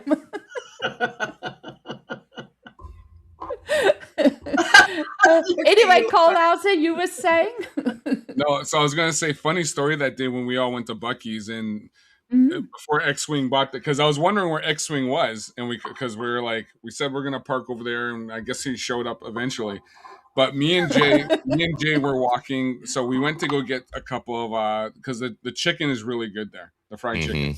So I had a basket. Yeah. And Jay's like, okay, let's walk around because he wanted to get some of this, some of that. So Jay gets some chocolate covered almonds. So he put it in the basket. So we go over to where the fried chicken was because we already had the brisket in the morning. And I said, he's like, can you, okay, because I think there was one, you had one too. No, we got 3 I had a brisket sandwich. Yeah, we got the 3 fried chickens. So we put it in the basket too. We get to the cashier. The lady takes the stuff out of the basket and then grabs Jay's melted almonds in the bag. And I was like, oh, the heat from the 3 fried chickens melted the chocolate. Melted the chocolate. Oh, they were chocolate. Oh, so okay. Jay looks, he's just like, oh well. And the lady's like, the cashier's like, do I you want to go get another one? And Jay's like, no, I'll go get it. But it was just so funny. Jay is perpetually the kid whose treat is getting ruined. It's so funny, dude. We even we did an after hours Disney event. He was so excited to go get the ice cream, the Mickey Mouse ice cream, dude. And he's holding the Mickey Mouse ice cream, and it's like a Pixar movie, dude. It just goes, falls on the ground. No. Falls right on the ground. And he's looking at it like, come on, man. Actually, it missed me too because I was standing right there. Oh. God. That is he mom in chat that sent that to me now. Ban him. You know how many of those ice cream bars I ate that night, Xwing? I had like 6. We're just gonna have to ban this guy. We're gonna have to ban him. He looks like that dude that you had on Bro Science that used to sing those football songs. Oh, Seth. Seth. I'm so glad he died a natural death on Bro Science. Seth is alive and well. We're keeping his legacy going. We don't talk bad about Seth. No, I wasn't talking bad. Yeah. I was saying that's who he looks like. Speak for yourself. I was never a fan of Seth. Someone who sings worse than I do. Anybody who watches Bro Science is a fan of Seth. It just comes with the territory. God. No. You know what I mean? I watched you guys when it was high tea and it was just Beardo and Dan. Yeah? Yeah. Yep. That's going back a while. Jay? Yeah. It was actually, high tea was Beardo and Jay. Technically, that's how it started. So Bro Science's origin story was Jay and Beardo. It was high tea. I saw Beardo and Jay, and then I just didn't listen for very long. I thought, oh, this isn't going to interest me. And then Dan came on, I thought, what is this fucking high tea? I didn't even know what the tea meant. Testosterone. I do now, but I didn't at the time. Yeah. And now it's Bro Science. Yeah. It's been a long journey. Yeah, I followed, I think, the tea from high tea, and then it became Bro Science. So I think I saw the last episode of when it was high tea, and then the next one was the Bro Science one. I probably saw half a dozen or so. Yeah, might have been more. Yeah. No, you guys, kept me company when my house was flooded for a whole week in June 2024. And I was stuck on the first story because if you came downstairs, you were almost knee deep in water. Oh my gosh. But we had a gas stove. So luckily the gas stove was downstairs. So you used to come down, heat up the kettle, go back upstairs, make coffee at the coffee station up there. And no no fucking electricity for a whole week. So we were working off power banks and that. Yeah. Somebody would come fetch all the power banks and bring a new set in. So we would just swap out twice a day. That's and my daughter would drive through. But we didn't want to leave the house alone because, we wanted our house to be here when we came back. Yeah. The content. So we stayed put. But that's when I started watching and following and joined X and all of that. So that actually the flood started my journey. But in any case, yeah. Almost like the Bible, man. You know what I mean? Yeah. Flood brought us together. Xwing, if your soul was a mixed tape, what 3 wildly different songs would be on it? And do you, as a matter of fact, seeing as we all have a mutual singer we all like, what is your favorite dance song, by the way? I'll Make a Man Out of You, hands down, bar none. I think it's best. It's his best one. Yeah, and that just went so well with Bro Science. Yeah. Yeah. Yeah, he crushes it. And so the question was, if my soul was a mixtape. What three wildly different songs would be on it, and why do they fight each other? Okay, that's like a really long-winded question.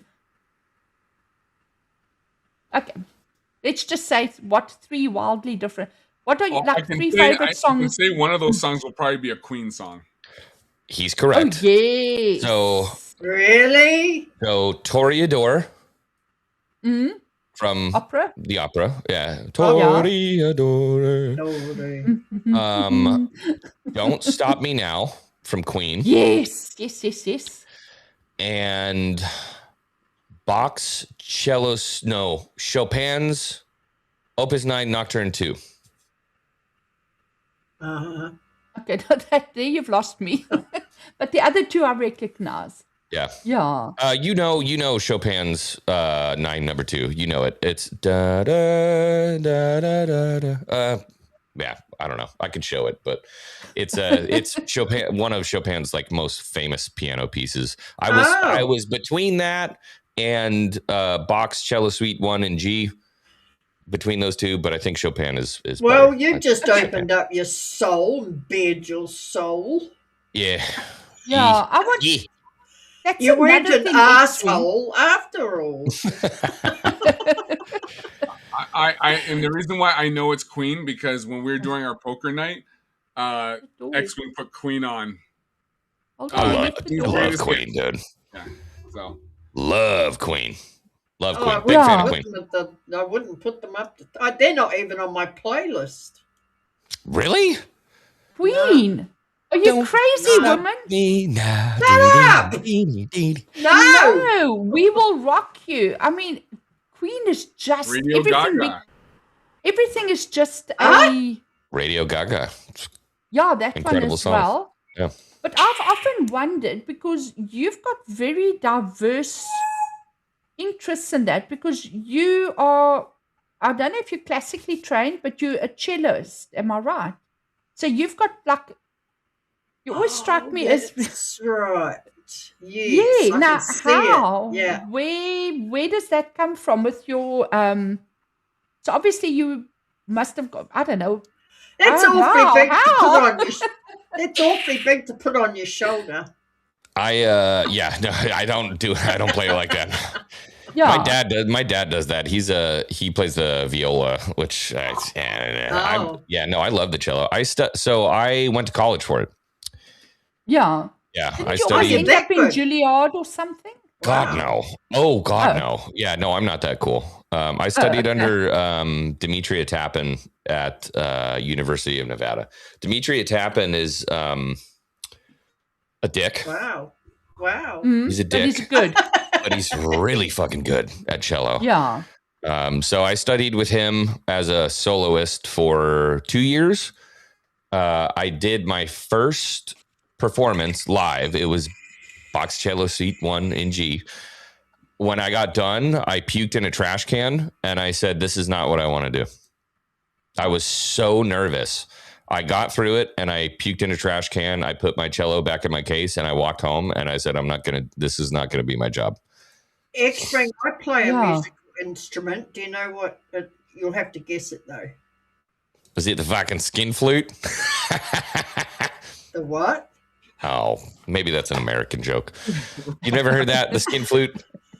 No. Oh, okay. I would guess. Sorry, that just piano? Right that way. No. I No? wish I could play the piano. Flute? That would be cool. No. Can you at least give me brass, woodwinds? Yeah. Like, can you give me a horn? Is it? It's Scottish. Bagpipes? Oh, bagpipes. Kiwi plays the bagpipes. Dude, let's go. My brother is a very accomplished bagpiper. Really? Yes. Oh, 100%. He played with the San Francisco Irish Piping Band for years and years. I love the pipes. Oh, wow. Yeah. I've thought about picking up the Highland pipes. You know what I'm talking about? They sit on your lap. Pipes. Yeah. As opposed to, yeah. the Highland pipes. I thought about it because the Braveheart song that everybody loves, those are played on those. The Outlaw, what is it called? The Outlaw. Yeah, the Celtic pipes. Yeah, I think those are beautiful, but dude, I love the bagpipes, man. You got to have a strong diaphragm to keep a bag inflated on a set of pipes. Oh, you do, and I was a smoker. Yeah. Yeah. I got schooled when I did the iDot meme. Sorry, man. When I did the iDot meme with iDot tricks, and somewhere I had Obelix playing the bagpipes. Was it Obelix? And Kiwi was like, "That's not correct. It's got too many this and too many that." He had it's four. like a meme. He had 4 chanters on his shoulder, and he should have only had 3. Yeah. On a meme, I got schooled. Anjanette, that's why he was that introed last week for Tuesday night's main event? No, it was one I did, but that's when Jeremy cooled it down a bit because of the AI stuff. The one for last week's show. Was the one for last week's show? What was the one again? Was I on that one? Oh. Okay, wait. I'm lost. Sorry, what was on what show? On last week's Tuesday night's main event, the intro. Yeah. I don't think. Oh, no, okay. Never mind. Yeah, no, they didn't do an intro. They didn't. Yeah, I don't think they've done an intro for 2 weeks now. The last one they did. I thought I saw some with Xwing, but my mistake. Yeah. So it might have been on X. Regardless, I have a love-hate relationship with the bagpipes. I adore the bagpipes, but as I was growing up, my brother would practice with his chanter nonstop, 24/7, all day. You have to. And so as much as I love it, I do have like some traumatic memories of it being 1 o'clock in the morning and my brother and I sharing a room, and he's just with the chanter. Oh my God, please make it stop.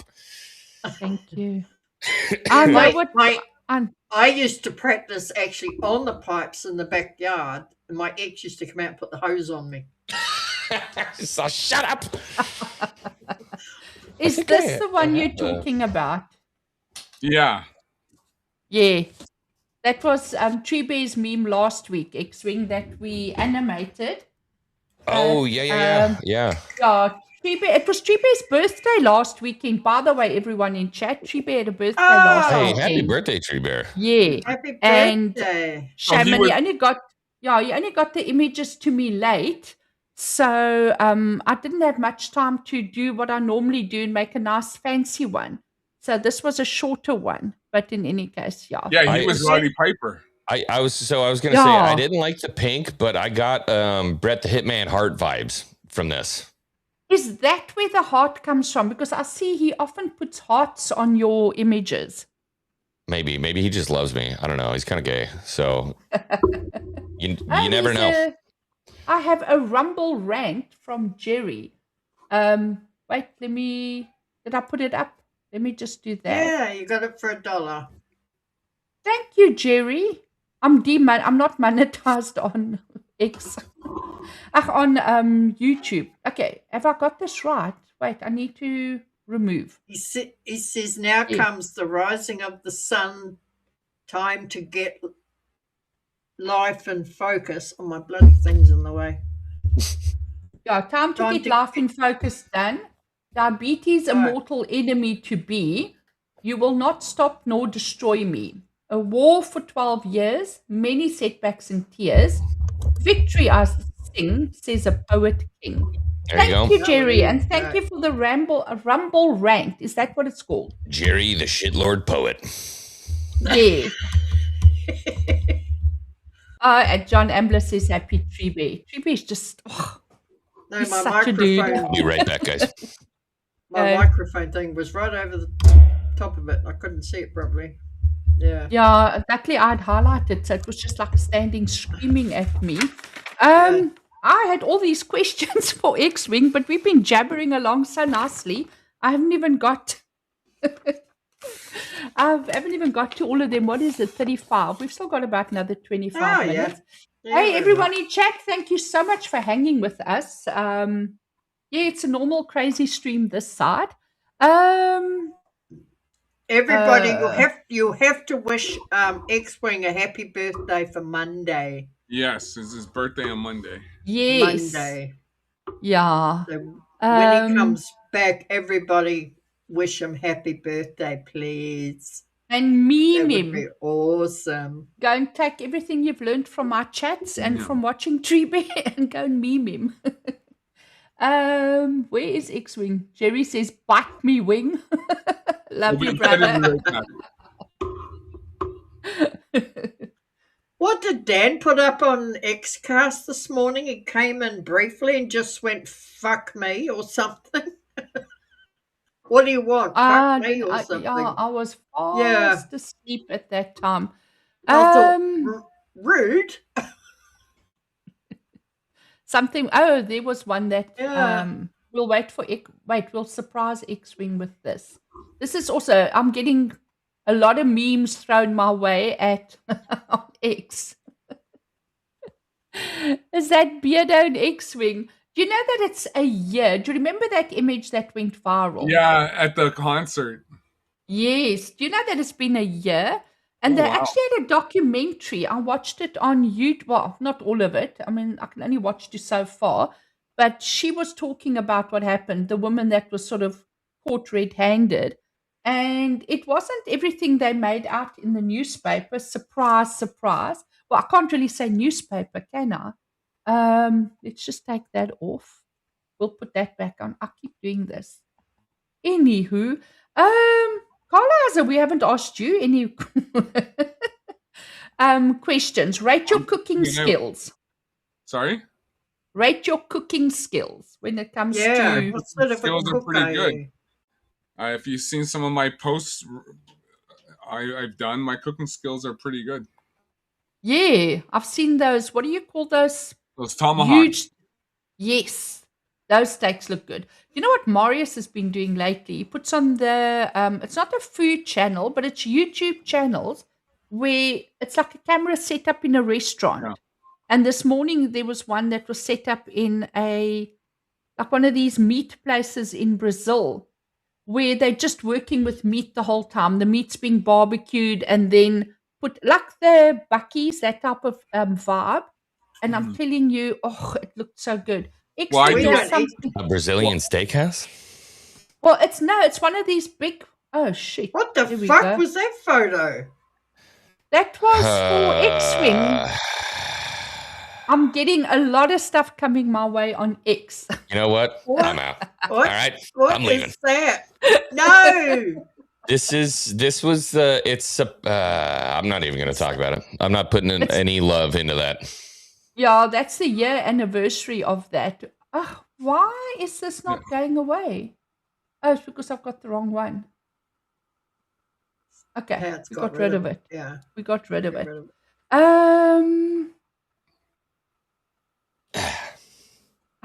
Man, there was something I wanted to ask you. As a pirate dad, Xwing, what's more terrifying? Raising kids or facing a kraken with a crew of Hanger Gang members? Raising a kid. Yeah, 1,000%. It's the most terrifying thing in the world. Yeah. It is. Yeah. It is. Especially when you're a girl dad. Yeah. I wake up every day like begging God for me to not fuck this up because she's such a perfect little innocent. She's perfect. Like she's my whole life. You know what I mean? And with modernity and the issues that we see in the world today, attempting to raise a good Christian girl is a daunting prospect. It's a scary prospect. Mate, what you show on Bro Science, some of the women on there, they're just dogs. Yeah. Is that regular, or are those the exception, or is that the unfortunate majority? They are the exception. I mean, they are the exception, but the problem is that it's been popularized. That's the problem. Yeah, it's accepted. That's the issue. So of course, not every girl is out there, doing the things that you see the women on the internet doing. But at the same time, it is widely accepted today, which is what's the problem? Yeah, it's not as frowned upon. Yeah, the thing is that always it's like gang fighting. Breaking out in this fighting in public and fighting in McDonald's and places like that. And I think, what does your mother think of you? They don't care. What gets to me is the amount of people that are prepared to go and record themselves looking like total freaking idiots. I mean, they've obviously learned nothing from me about hiding all your double chins. And all their chins are out on display. It's like, let's find the worst fucking angle to film ourselves from and put up this most disgusting rant, and then you go and post it. Because those things aren't done randomly. I mean, if I'm losing my shit over something, I'm not whipping out my fucking camera to film myself. That thought process doesn't come into your head when you lose your shit about something. I'm not filming myself doing this.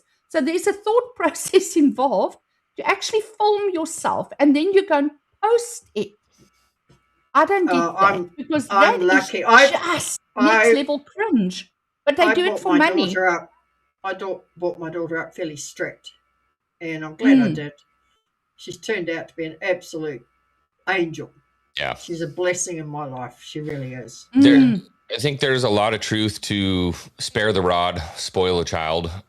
Oh, yes. We were definitely not spared. No. I made the joke. I think it was on Bro Science or whatever it was. It was like, beat your kids. I don't mean that in a literal sense, but legitimately, we have cheapened our own respect. We have cheapened our own self-image to the point where now people will sell themselves for a thumbs up. And that's it.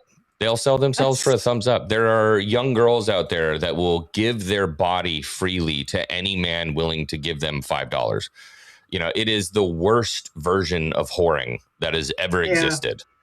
And the thing is, it's like you said, it's becoming normalized. There is very accepted. There's no shame in it. It's acceptable.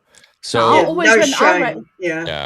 shame. Shame is a very powerful tool, and honor is very important to me. It's been important to the one woman that's been in my family lineage basically since I was born. My mother has a very, very, very, very strict what's the word I'm looking compass. For? Yes, moral compass when it comes to women and how they should present themselves and stuff like that.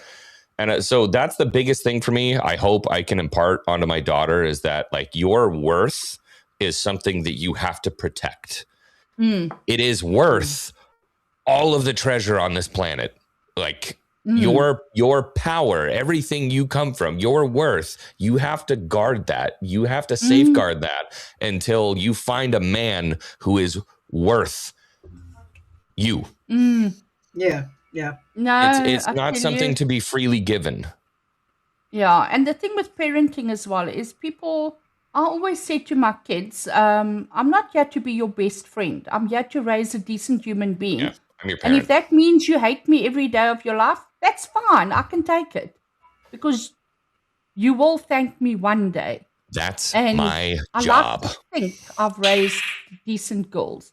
They give me hell sometimes. I mean, it's daughters, mother's daughters. Bro is going to. Mine does too. But I mean, I like to think that I've raised decent girls, not. And I mean, my eldest grandchild is 18 now. I will say they're all gamers. I don't know where the hell I come from in this family. I'm the only one who doesn't smoke. I'm the only one who never takes a drink.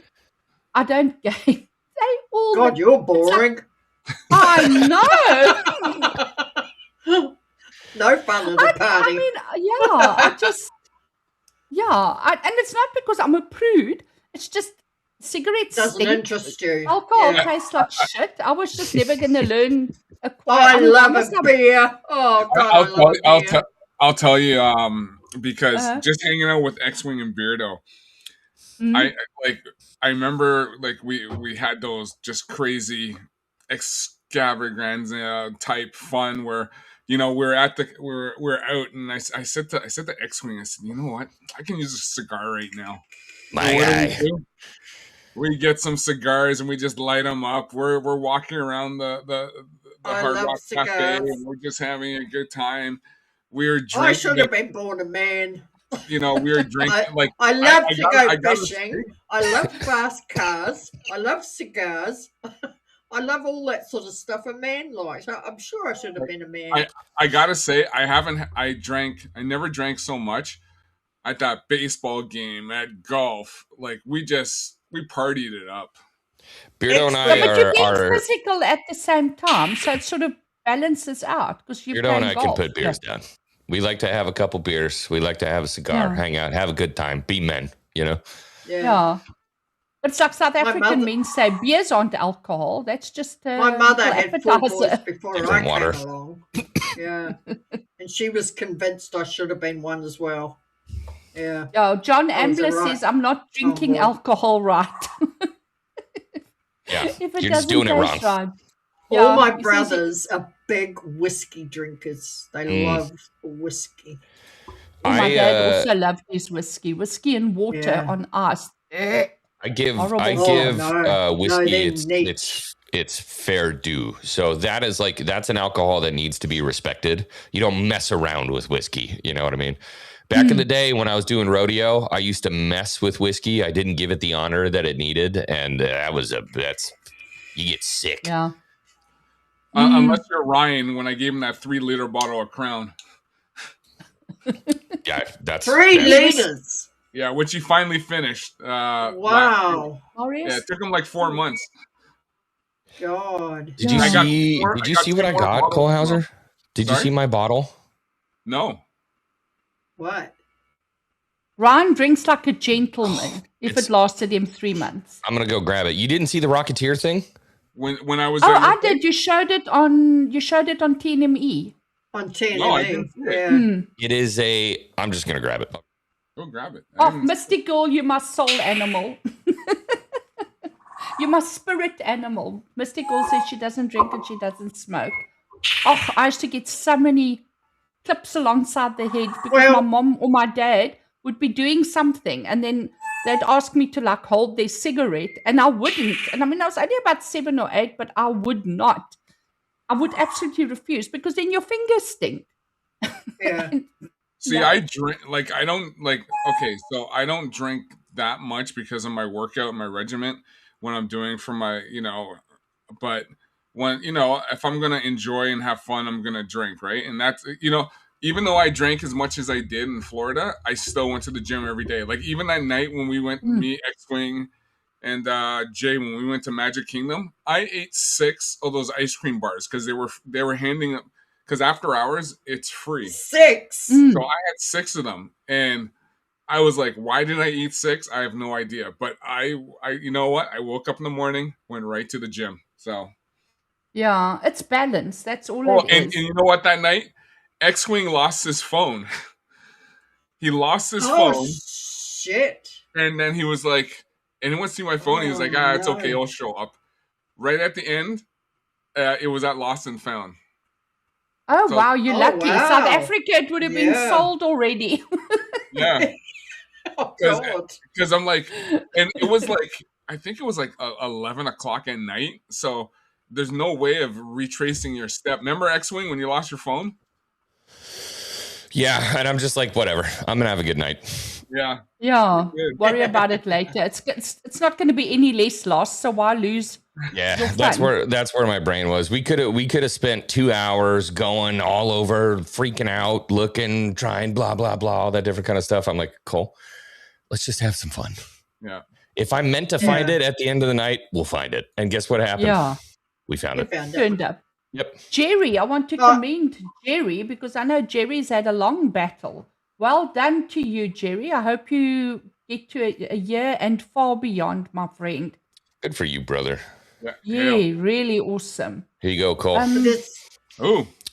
So, now, I want to see, how do I give Xwing the floor? So this Spotlight. is a very me. special bottle I'm never going to open. I will never open this thing. But there was a very short run from officialsellers.com. Sorry, Xwing, I'm trying to do something here. Hold on. If I do that, and if I do that. There you go. There you go. You see, I learn, Grasshopper. I learn. So this was a very short run from Official Seller to make a Rocketeer. They have a wheated bourbon and a rye bourbon. This is the rye bourbon.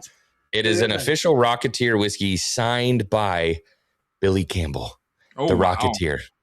Wow. And I emailed them because I spent $120 on this bottle, and the signature is smudged to the point where it doesn't say Billy Campbell anymore. Oh, wow. Now that becomes a collector's item because 100%. Yeah, this isn't different. This is not a bottle of booze. It's just a piece, like a lightsaber or something like that. You don't open this. You know what I mean? Yeah. So I emailed them and I'm like, hey, you need to send me another bottle where Billy Campbell's signature is not smeared beyond. And they said, well, we sold out of it. I don't know what to tell you. And I'm like, you need to come up with an answer. So I'm waiting to hear back right now. Well, look, it's worth a shot. If they refund you half the price, why not? I want the signature. Yeah. Well, okay. We'll tell them that who is settle he? for them sending Billy Campbell to your door to sign. Billy Campbell is the Rocketeer. You want to talk about handsome dudes? Billy Campbell is the Rocketeer. That is, to me, so that's my Steve Rogers. You've never seen the Rocketeer? No! We're South Africa. We're from the South. Like the real South. It's America's greatest hero. Hold on. Oh, shit. I'm trying to... Don't know him. Never it heard doesn't of look him. too bad. Hold on. Yeah. Well, that's him today. I'm just saying in the Rocketeer. Billy Campbell's a very handsome boy, dude. And he was, to me, he will always be America's greatest hero. Yeah, I see it. There, is that him? Yeah, that is the Rocketeer right there. Oh, that looks like my hubby. I totally see it. So the story as it goes, it takes place in 1938. 1938, the Nazis are working on this technology to create true paratroopers, not jumping out of a plane, but they have rockets and they can invade anywhere in the world using this rocket. Wow. And so as these Yahtzees are, taking the jetpack, they get caught by the cops. They wind up dumping it in a hangar, and Cliff Secord, Billy Campbell, our Rocketeer, winds up finding that jetpack and straps it on him. He's a pilot. He flies a GB, which I fucking love that plane. He winds up taking the jetpack and becomes the Rocketeer. His engineer that he uses creates him a helmet, the iconic copper helmet that's used as like an aileron. He winds up taking on the Yahtzees, defeats the Yahtzees, keeps the jetpack. He's friends with Howard Hughes. He's a fucking legend. I love the Rocketeer to death. My favorite Disney movie that's ever been created ever. Oh, right. I'll have to go make a plan to look it up. I love the Rocketeer. If you've got 2 hours in a day, sit down, watch the Rocketeer, and talk to me about Cliff Secord and the Seven Seas Club. It's incredible. Okay. Sounds like a song. It is. It's incredible. Yeah. You've been at this for 5 years.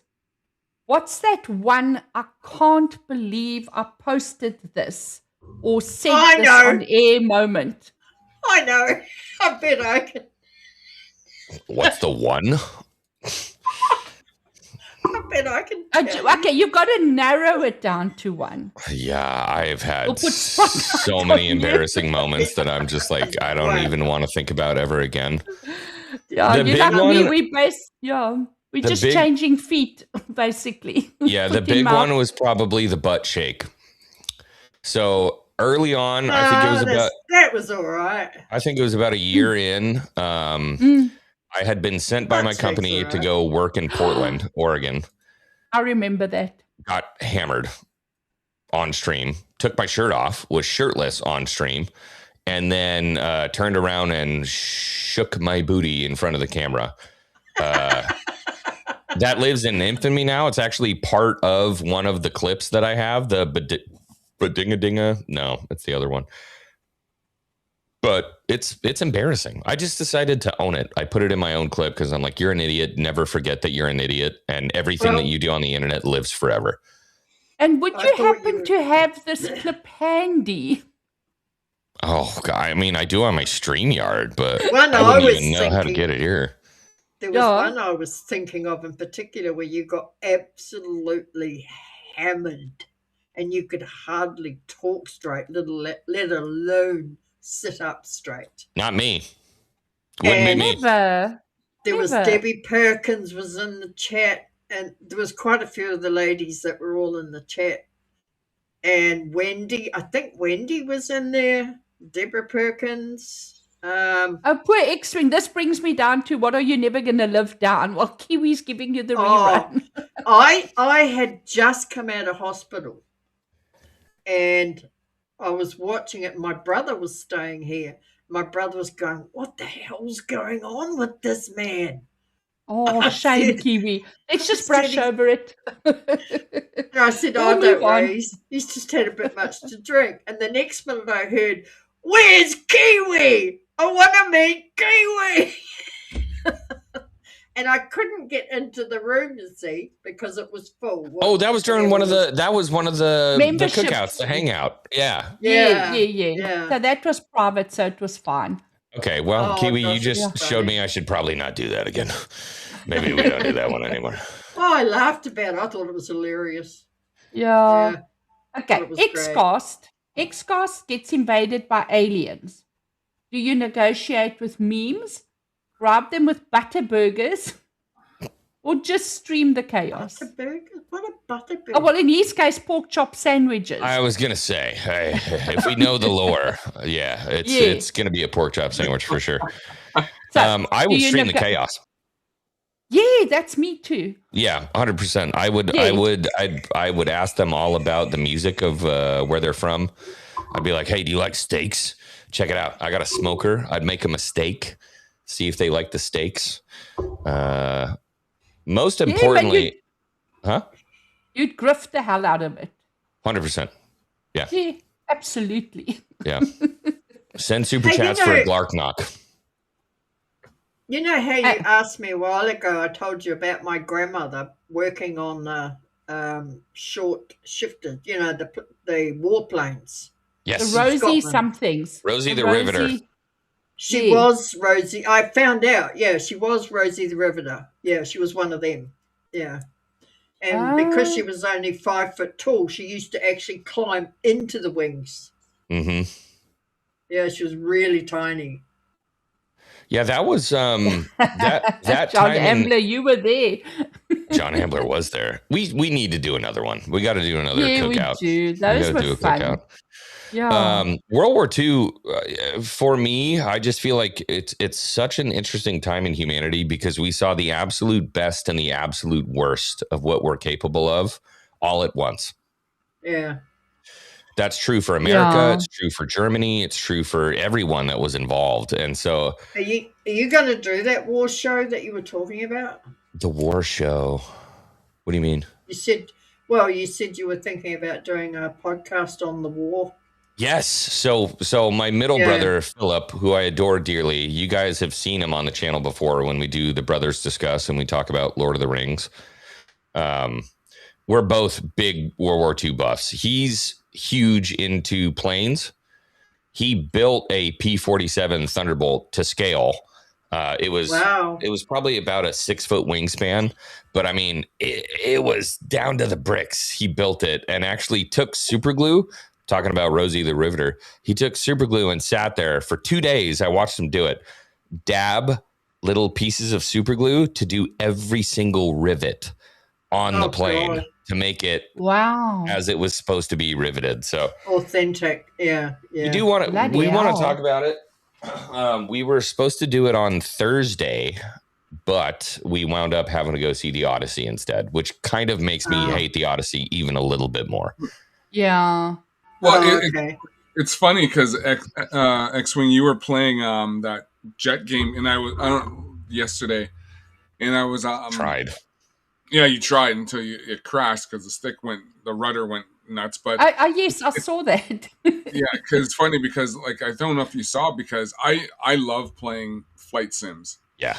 And I have the whole Jane's Combat Sims collection on CD, because that's all I used to play. ATF Gold, Fighters Anthology, U.S. Air Force, Longbow Gold, like Fleet Command. I have them all because I play Fleet Commander. I like that. Well, yeah, that's all I would play when I had my computer. I would just pop in, like when I got ATF Gold, like I still go back and I watch the trailers, the intros online on YouTube. But and I was like, it's a shame we couldn't play those things, because I love those games. Like I would literally sit there and do like a 5 or 6 hour mission, just flying in, taking a picture, then flying out.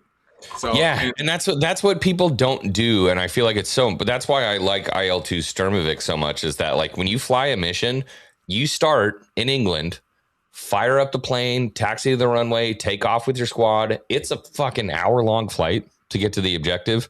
You're going over the channel. You got to do it the whole time, and then it's chaos, chaos, chaos, death, death, death, death, death, death, chaos, chaos, chaos, and then you're flying back to England, and you got to land it. Yeah. Yeah. and I like it because it's in real time. So there's stuff going on over here, stuff going on over here. Yeah. And you got to watch, it tells you, your ceiling and everything. It's just like flying in. Like I remember I had to fly in a B2 and a B2 stealth. Literally, I had to fly over a country, take some pictures. It took like 3 hours to get there. And then I had to go in another wavelength. So it took like 4 hours back. And I literally sat there for like almost 8 hours. To me, in my brain, it feels almost like a form of respect to try to do it, because you're reliving what happened. You had 19, 20-year-old dudes who strapped themselves into a tractor with 8 machine guns on it and stared death right down the barrel every day, dude. They were flying, if you Catch 22, have you ever heard Catch 22? Yes. The phrase Catch 22. Damned if you do, damned if you don't. Yeah, Catch 22. That came from World War II, and it was about pilots that were flying bomber missions. And they would say 22 missions and you're done. And then they'd change it to 26, and then they changed it to 28, and then they changed it to 30 and 33 and 40 missions. So,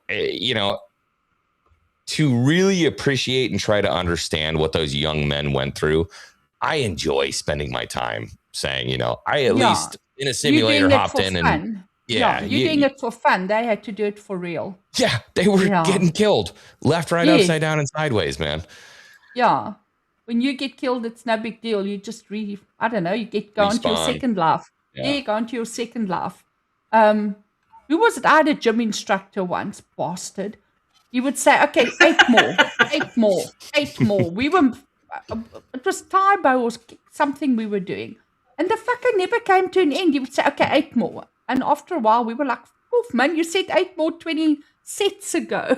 Yeah. Now imagine that was your life, but you're a young man, a young American man in England who has to go through, because those bomber missions would take 8-10 hours, where you're staring death in the face for hours and hours and hours and hours on end. You've seen your buddies die. You've seen loads of planes ripped apart. You watch your friends burn to death, and you're doing that all day, every day for years and all, dude. It's no wonder they came home fucked in the head. But you know what? I don't even think it's so much that they did. They were just built different then. I mean, it was just, this was reality. You got on with it, and then you carried on. It was your job. It wasn't. It's not all this psycho babble bullshit that you have today. Can you imagine the youngsters of today? I mean, my husband went to the army at 16 because he graduated early. So at 16, he went off to national service. I mean, you became men then. I mean, can you imagine but can you imagine the little pampered wussies of today having to do what your parents and grandparents had to do. Not just everyday life, not just like going to war, just everyday life, having to work for a living and like really, you know, I mean, not everyone has you a have no cushy idea job. how easy you have it. Is Yes, essentially exactly. it. And I have, my wife will tell you, I suffer from extreme lack of empathy for like a lot of stuff that goes on these days. When you hear about, you know, people complaining about things and, oh my God, my life is so tough. It's because I'm always thinking about stuff like that. Yeah. I'm thinking about if you've the 40s. got a pulse, you're good. If you've got a pulse, you're Yeah, good. If you've you're got a roof fine. over your head, you're good. Yeah. What did your grandmother always say, Kiwi? Any day above ground is a good day. Any day above ground is a good day. No. You've got to do it in the granny voice. She was Scottish. she was from Edinburgh. Edinburgh, Scotland. Slantjevar. Yeah. So what did she say? Yeah. What did she say exactly? Kiwi's got a quaint way of saying it. No. Yeah. No, come on. No, she used to ask for a cup of tea. And she called everybody hen. So Hen? she used to say, give us a cup of tea, hen. My legs are awfully sore. Your what? I love Scottish women, dude. I know. No, but you the thing about any day above ground is a good day or something. Any day above ground is a good day, dear.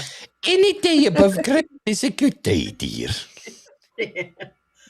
I can see Xwing schooling his daughter in future years. Any day above ground is a good one. I was bitching to my grandmother one day about my mum. My mum was going off on one, as she used to a lot. And I was bitching to my grandmother. And she turned around and she said, dear, your mother was not born with a chip on her shoulder. She was born with the whole bloody forest. I fucking love Scottish women so much, dude. They just, I don't know. They're like mages. They're like wizards. When an old Scottish woman speaks, you listen. You listen. Yes, Everyone listens. She speaks with the wisdom of the centuries behind her. Yeah. That's what I'm saying. It's like a witch or something. Yeah. I don't know. I love it. Listen, guys, I'm not sure how much longer you want to hang. We've been on for 2 hours, 7 minutes. There was a question in chat that I do want to try to answer, and I don't know that I have the correct answer from the Shitlord Poet. Okay, Xwing, what's the first B-17 that survived 25 missions? I don't know. My guess would be the Memphis Belle. Ooh. That's what I would say. Oh, good guess. Yeah, because it's a famous plane, so it kind of makes sense. My other laptop just died again. There's one thing.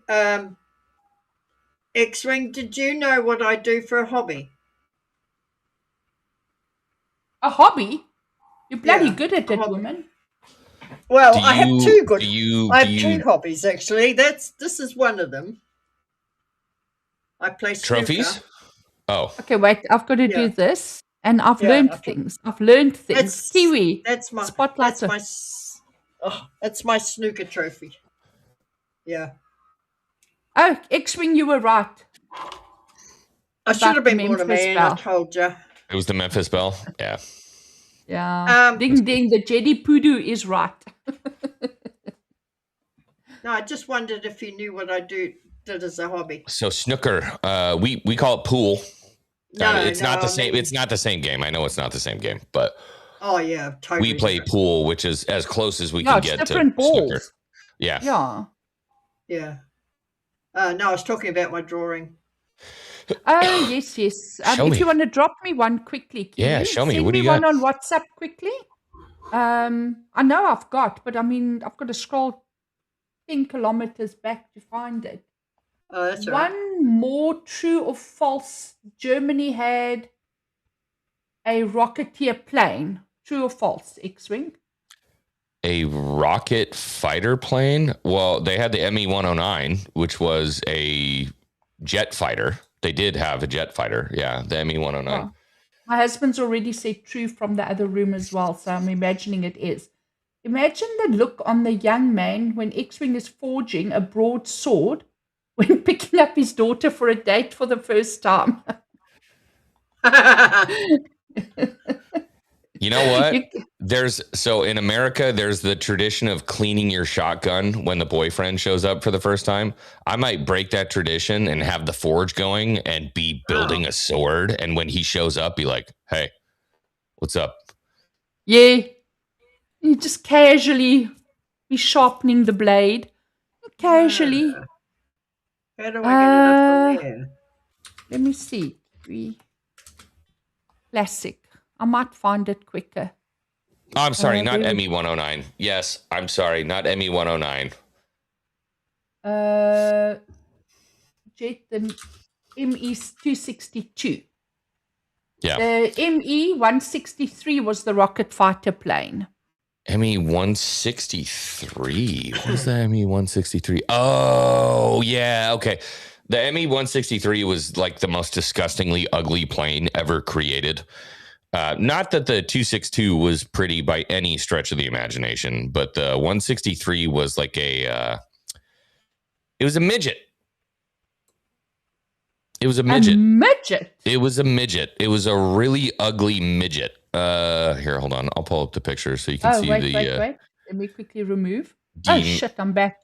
Die Messerschmitt 163. Look at this thing, dude. Share. Oh, there we go. Add to stage. I was trying to show the bigger one, Anjanette. I think that's an RC version of it, but yeah, it's gross. It's ugly. I think it's cute. What? It's cute. No, dude. Well, that's a woman thing. Well, they used to call the F4 an ugly duckling.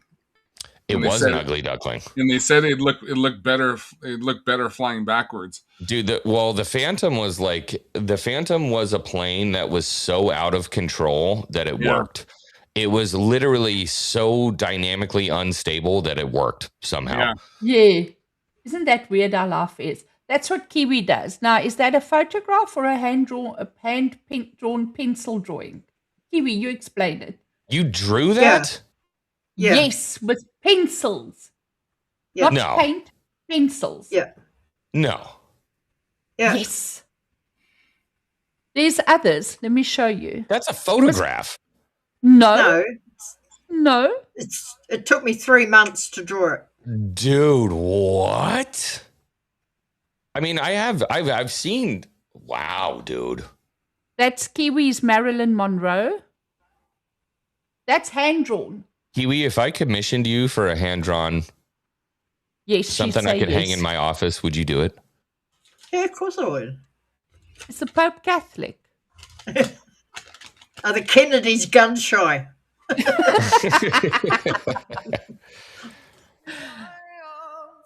Oh shit! That's from Natiri. Yeah, I show them with music. Yeah, that is incredible. There's one there. There, Aussie.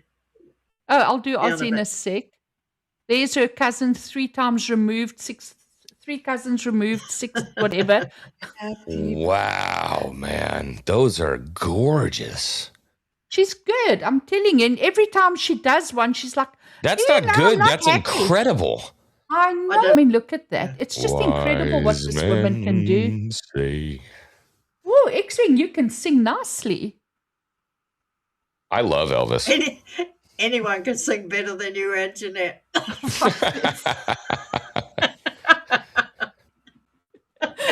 That's not a lie. When your husband is telling you, please stop. Please stop. Please stop. Then you must know you're really bad. And I take used to love hours. singing.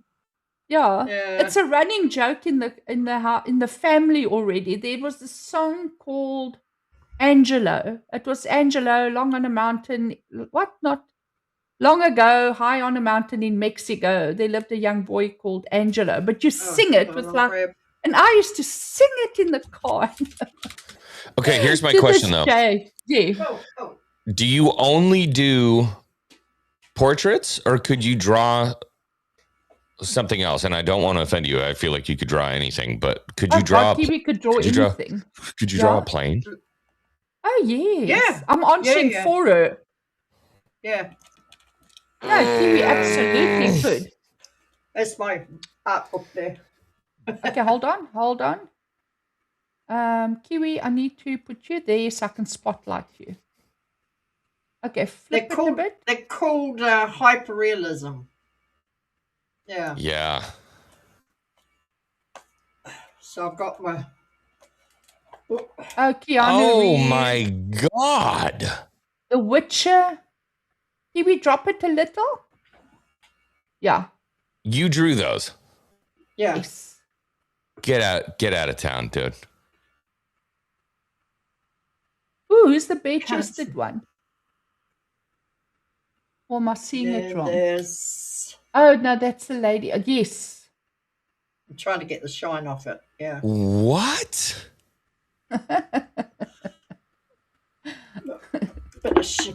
This woman is incredible, Xwing. Yeah. So, guys, if I think Wendy has dropped Kiwi's links in chat. I can do it. That's a fucking it's the Jasons. There's my Jasons. That's the closest Kiwi's gonna get. Yeah.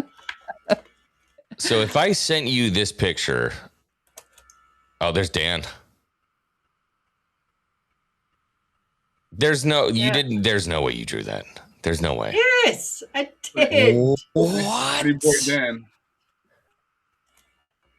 That's just a picture of Dan. Yeah. Yeah, no, a very young one. There's Kiwi's links. Wow. He was 12 years old in that picture with that mustache and beard. Yeah, I think he was, yeah. Oh, that's for my friend Demi. I did that in a hurry, so I wasn't overly happy with it. But anyway. Oh, there's JFK, Marilyn. Yeah. All right. I'm sharing my screen. Kiwi, if you could draw this picture. Oh, easy. My shot. Yeah, no problem. Easy. Yeah, no problem. If you could draw that in a large format, I know he's not watching, so my brother wouldn't hear it. His favorite plane is the P-47. To give that to him, and I would keep it until his 40th birthday because he's coming up on it. Dude, give me a number. I'm buying it. What size? A3? 24 by about that size, and then I'll frame it. But you have to sign it on the bottom right. Yeah. Yeah. Yeah. All right. I'll work it out and I'll get back to you privately. DM you. Yeah. I am so excited right now. Cool. I am so excited. I'm working on a drawing at the moment with my niece and her fiance for their engagement party. I'm like, crap my brains out excited. You can't get hand-drawn stuff anymore. You know what I mean? No. Like, you just can't. It doesn't exist. No, Kiwi is absolutely incredible. And you have a link now. I've posted it in chat. So you can go and sub to her as well. Sub to Kiwi, man. I'm going to sub to Kiwi. Are you doing live streams where you're doing the drawing while you're doing it? I've told her to. You need to be doing that, dude. I've told her to. You need to be doing that. So many artists do that. So many artists do So that. they're not you. We would watch you. I would watch the shit out of that. Yeah. Guys, it's two. Are you... Anjanette's the only one that's... Anjanette's the only one that sees them bit by bit. Yeah. I'm special. I want to see some bits. You know what I mean? Okay. Oh, no, that'll ruin the final surprise. No, not at all. That's what makes it beautiful. So it's the same thing like when I was forging the pirate swords. People really want to see the meat and potatoes as you're doing it, which I still haven't released. But I have actually, believe it or not, funnily enough, my daughter, in her infinite wisdom at 2 years old, ripped a bunch of crap out of a box and said, card. She found the 2 memory sticks with all the footage of me filming the pirate swords. Making the pirate swords. And so I have them. I thought they were gone. Oh, no. Shame, man. So I'm gonna try to edit together a video of making the pirate swords. Yeah. Wow. I will tell you, we have got a lot of talented people in our chat. Whitney Studio showed us her art the other day. Yeah, she's a good artist as well. Yeah, Yeah, Deb Bozart. really Also, she's painting right now. Yeah, There's quite a she's few painting. people in chat Yeah. that are, I just can't think of everyone right now. Astrid, of course, you know, with Ah, her thank you for Elfie. subbing, people. Shout out, Elfie. Yeah, awesome. Thank you, people. Thank you. I don't And have a lot of people that sub to me, so yeah, that's cool. If you And don't chat. go over and sub to her right now, I'm banning you from my chat forever. Yeah, and Yeah, chat, go please. Xwing. Thank you, All you have Xwing. to do is put up a pink hand emoji if you would watch if Kiwi streamed while she was drawing. Just a pink hand emoji. So Kiwi can see that this is something people would watch. Mate, I don't have the right gear. Do you know the gear you have to do that? No, you don't. No, you don't. do. You don't need No, you don't. Just anything, have a dude. camera. Yeah, you That's do. all. Yeah. But even if you, I get what you're saying because you want the light to land correctly, but just do it anyway. Sometimes I do about 50 hours and I pick it up and go, nah, and I rip it in half. No. And that's I've the done that beauty of it before. all. That's the beauty of it all. Yeah. So don't let perfection be the destroyer of. yardstick. Yeah, don't let perfection be the destroyer of creativity. Like, get in there and just do it. Yeah. Oh, you see, there's pink hands waving like crazy, including X-Wings going batshit. Yeah, there's like hands. There's hands all over the place. Oh, good one. Thank you, people. Yeah, so no, Oh, for that's sure. great. Yeah, and if you haven't that's subbed to me as well. My links are there somewhere. Although Yeah, you're on my channel, it's they've been easy to dropped in the sub. chat. They've been dropped in the chat. Yeah. Oh, thank you. Yeah, and on that bombshell, to quote Jeremy Clarkson, shall we end it? Sounds good. I don't want to Yeah, go. I'm I like it here. I don't want to go. I'm quite Yeah. happy to stay. Yeah. I don't have to go anywhere. What are the other Yeah. topics, Anjanette? What else you got? Huh? Okay, Colhauser, do you want to bail? But I know you've got stuff to do. Do you want to No, I'm stick good. around? We're doing a watch party. That's at like 6 o'clock, so I'm good. Oh, okay. And Jeanette, I know what I was going to tell you. You know Yeah. how we talked the other day about Anastasia from the Yes. Romanov The Lost family? Princess. Yes. They found her. They did all the DNA on that family not long ago, and her DNA was one of the bodies. She was the lost princess of Yeah. not Romanov. Russia. Okay, wait, Kibi, you've got to explain it to me. Her DNA was? I'll be right back. One of the dead bodies. Was She it the was match not for the one lost- of the? She was the match. Oh, because I thought they said it wasn't. It was disproved. No, what I saw on TV, they matched it. Oh, wow. They dispelled all the rumors, everything about it, about her not being there, and she ran away. That was not correct. They dispelled everything and said DNA proof was she was one of the dead bodies. Okay. If she escaped, she couldn't be the dead body, but she was No. a match for the dead body. She was a match for the dead body. It was only a rumor that she escaped.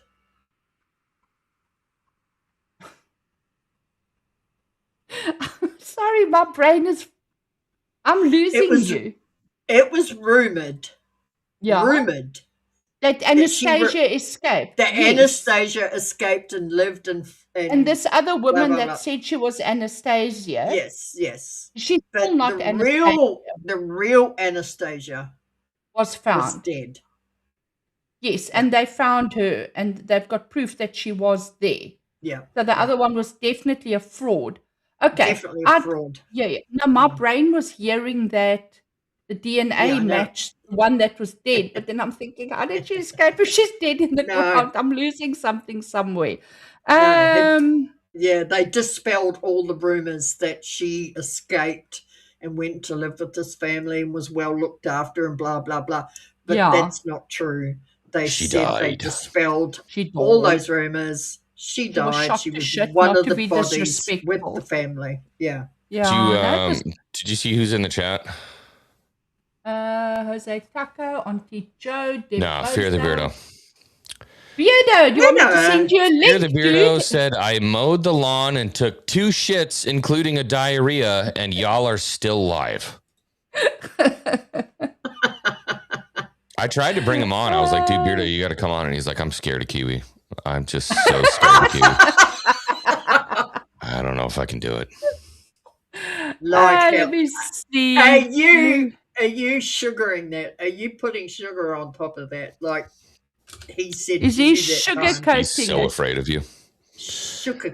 We don't believe it. Yeah, no, that's the problem. The big thing was like Kiwi loves Xwing, and he can't be a part of a stream where he's not the most loved person. You know what I mean? No. So he refused to come on. Well, when I told him, he went, "What?"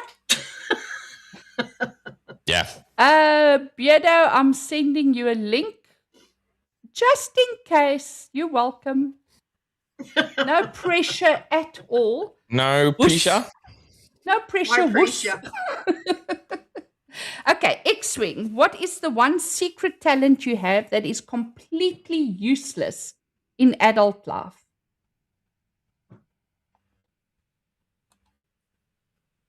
I know how to ride a bull. Oh, where's the image gone of the plane? Completely useless. Xwing will send it to you. Yeah. Did you have Twitter, right? Twitter? Yeah. What's the worst fall you've taken from a bull? And please describe it in great detail so we can appreciate the comedic value. Yeah, I had a. It was the one when I stopped riding. Actually, that was the last bull I rode. His name was H. Beardo said he has to be the most liked. I love you, Beardo. I really do. All is forgiven. It wasn't even in a rodeo. It was at the practice pens at Feather River College. I had my foot. So like, as you settle into the chute to sit on a bull, you you put your feet on the gates and then you get settled in and then you get your rope and you rosin it up and then you take your wrap and then you nod and then you go. My foot was in the gate. I can't tell this story while the fucking girls are cackling. What's happening? I was just about to say I married one of those once. I know what it's like. Sorry. Anyway, your feet were on the gate. I'm already getting a visual. So your feet were on the gate. You were settling into the bull. Yeah, I was getting one too. My left foot was still in between the tube steel of the gate. They thought I nodded when I didn't nod. So I did something with my head and they thought they nod. So there's a cowboy right outside the gate that when you nod, they rip the gate open. They pull the gate as fast as they can so that it gets out of the way when you take your first turn. My foot was still stuck in the gate. They thought I nodded. I didn't nod. The bull went down. So he went to take his first turn out of the gate. His head went underneath my foot. So his left horn caught the heel of my boot, essentially. And my foot just went, it just separated. So I tore the ligament that holds the arch to your foot. It's called the Les Franck. That tore immediately right off the bat. I made a big shout and was like, fuck it, I'm still going to ride. I couldn't ride. I couldn't hold my spur in my left boot. I hit the ground. His left hoof came down on the right side of my rib cage and broke 4 ribs. Ooh. His right hoof spun around and then stepped on my helmet. Luckily, I was wearing a helmet. If I wasn't wearing a helmet, I'd be fucking dead or retarded. Well, I am retarded, but more retarded. And then the clowns came in and they took H away and got him, moved off. But I wound up with broken metatarsals, a torn ligament in my left foot, broken ribs, and then the gnarliest concussion I've ever had in my entire life. Oh, and I was like, and that was at the practice grounds. It wasn't at a rodeo. And so I was like, oh no. Well, I started to get healed up and they put me in a boot and everything like that. And I'm like, why am I doing this? So the big time to quit. The hope is that you become one of the greats. You make it to the PRCA. You can be a PRCA cowboy like my father-in-law was. He was a bulldogger. He was a PRCA cowboy. You get there, or you make it into the big shots and you're a PBR bull rider. And even then, you don't win a lot of money unless you're one of the fucking big guys. Like the Brazilians, dude. The Brazilians make so much money in bull riding. But even then... Really? Oh, yeah, dude. They're making millions of dollars riding bulls. Or you wind up like JB Mooney or one of these dudes who's basically, paralyzed. And what do you have to show for it? A belt buckle? Yeah. Yeah, because you're not really making good money. It does nothing to show for it. The rodeo road is like insanely lonely because you just go town to town to town to town to town. If you're a roper, you've got a fucking trailer on. So you're taking horses, trying to figure out where the hell you're going to stop. And it's just, there's nothing to it other than being alone all the time and hoping you make money. It's a terrible life. And yet is there something about it that just, is it the adrenaline or what is it that just gets you going back? Yeah. Yedo says fake story never happened. It is. I will tell you that it is like the funnest thing you've ever done in your life is sitting on the back of one of those things and hoping you go 8. Just like hellfire, dude. I don't know how to describe it. It's better. I've never been skydiving, but I would imagine that's probably what it feels like. Is that you're sitting on the back of a 2,000-pound pissed off teenager and you're like, holy fuck, I hope I make it through this. Yeah, that's what bull riding feels like. Yeah, it's that adrenaline thing. I saw the reason I had the giggles earlier is there was a clip on Instagram once where those gates fly open like that. Somebody was just unfortunately standing right behind it. I think his timing was off, and the gate flies open, and it's just. Oh no! Really? Yeah. Don't stand by that gate. It's a big, so it's like tubular steel, but it's still really heavy on these big hinges. And when you yank, dude, they pull that thing, and that thing's moving 60 miles an hour. They're just like, open up the gate to get out of the way of the bull. Yeah. Yeah. And tell me quickly, those bulls. I know I'm asking weird questions, but how tame or how approachable are those bulls when they don't have their knackers tied in a? Don't they do something to their knackers to make them vicious? No, that is. So you're talking about balls. Do they clamp their balls? No, that's a huge misconception with rodeo. Is that like they bungle up the bull's balls to make them angry? That's not what happens. So to answer your first question, that would make you angry. It would make me angry. So to answer your first question, the first question is like, how approachable are they? Good bucking bulls, it depends on their age. A young bull is an asshole. A young bull like wants to fuck you up. The second you hit the ground, they want to get you. They're like, they hate everything, dude. They just hate everything. The older the bull gets, the less violent they are when it comes to riding them, but the better they are that when the ride is over, they know, they turn and they look for the chute to get out of the arena. Yeah, they're not going to look, they don't want to trample you. But are they, how can I say, is the bull just genetically like that in general? Because I mean, my mom had a Brahmin bull as a pet. There's nothing natural about rodeo. It's an affront. They are sort of encouraged to, they sort of, not encouraged, but provoked to be more vicious. Vicious is not the right word. So what they do is they have a soft strap that goes, been there. That was Xwing. Oh, that man there. Yeah, we had hidden cameras. Yeah, I've been there. So what they do is they have a soft strap. It's basically like a cotton rope with a ring on the end of it. And what they do is, as the gate opens, there's a guy that's holding it. It's like a self-tightening rope. Mm-hmm. And it just squeezes, kind of like you ever been tickled where somebody grabs you kind of, you know, where your hips are, and if you push on the inside of the hips, you're like, I wish. It's uncomfortable. Happy is super ticklish there. Yeah, that's essentially what that's it. That's what they do is they tighten a rope kind of around the hips. That jerk reaction. How do I get that to happen? Put a rope on me, you dirty son of a bitch. How often do bucking bulls get visits with cows? Somebody wanted to know. So I was not in the bull breeding business. The breeding that I was a part of, the animal husbandry that I was a part of, was meat cows. I was not a part of the buck and bull industry. But I will tell you, they absolutely do breed them. What they will do is these PBR guys, because they're getting millions of dollars for these bulls, they will look for somebody who's particularly nasty, particularly strong, wide, and difficult to ride, and they will breed that bull. And they'll have a lineage, almost like racing horses. They'll say, you know, that was Iceman from the PBR, you know, Iceman's kid, blah, blah. I rode Iceman, by the way.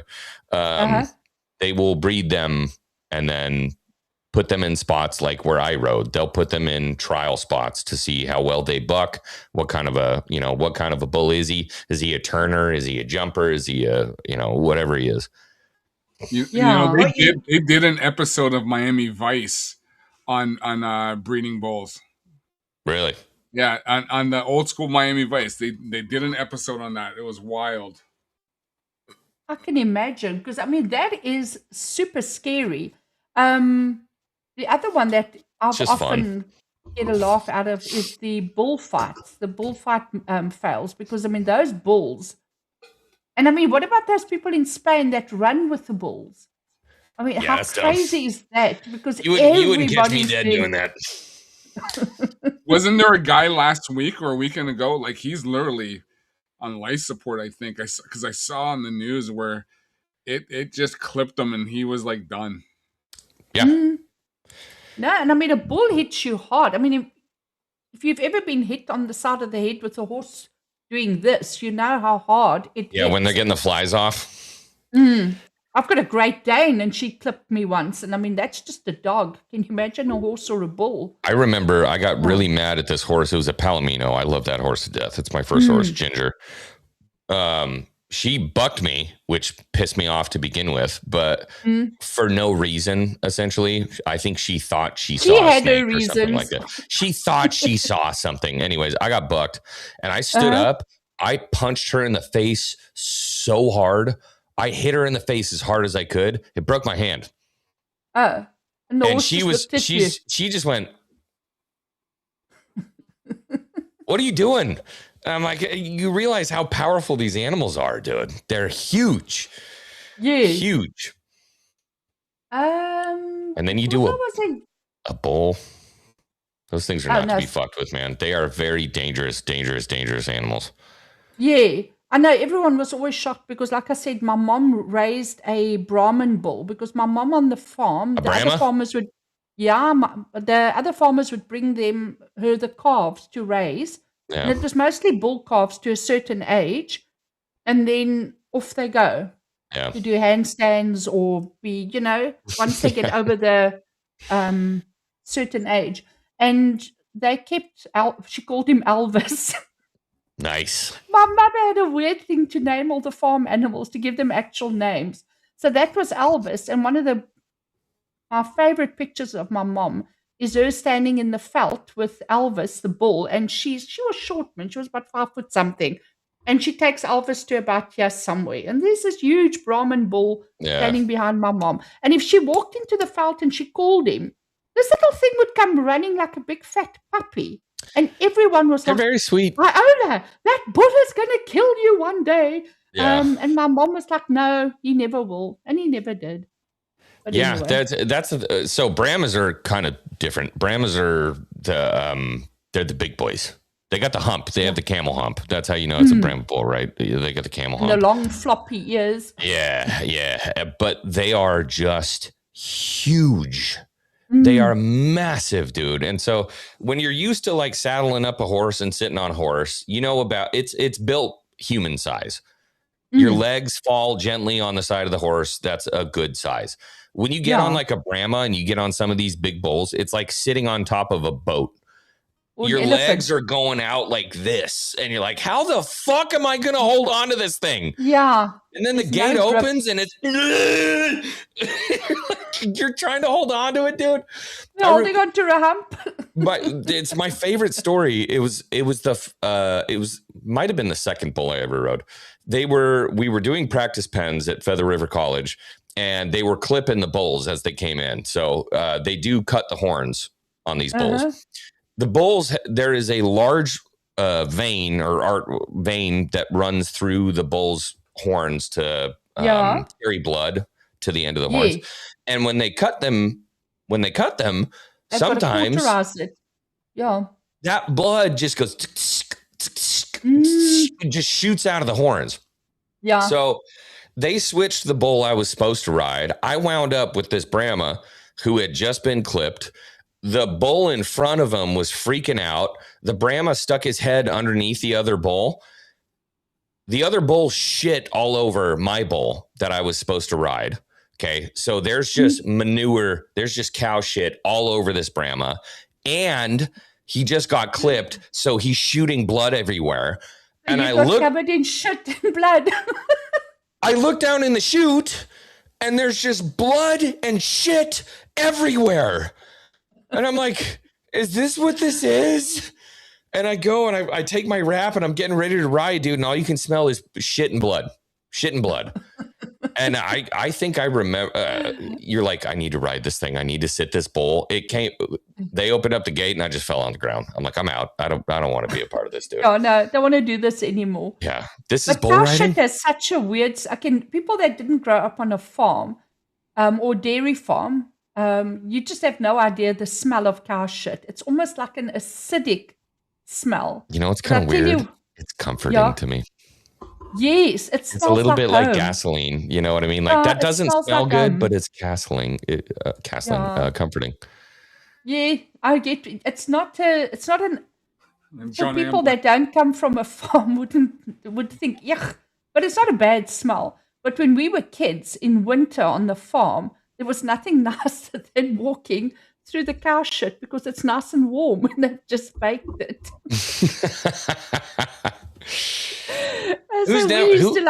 You gotta have a cow patty fight too. You know what I mean? You're throwing cow shit at each other.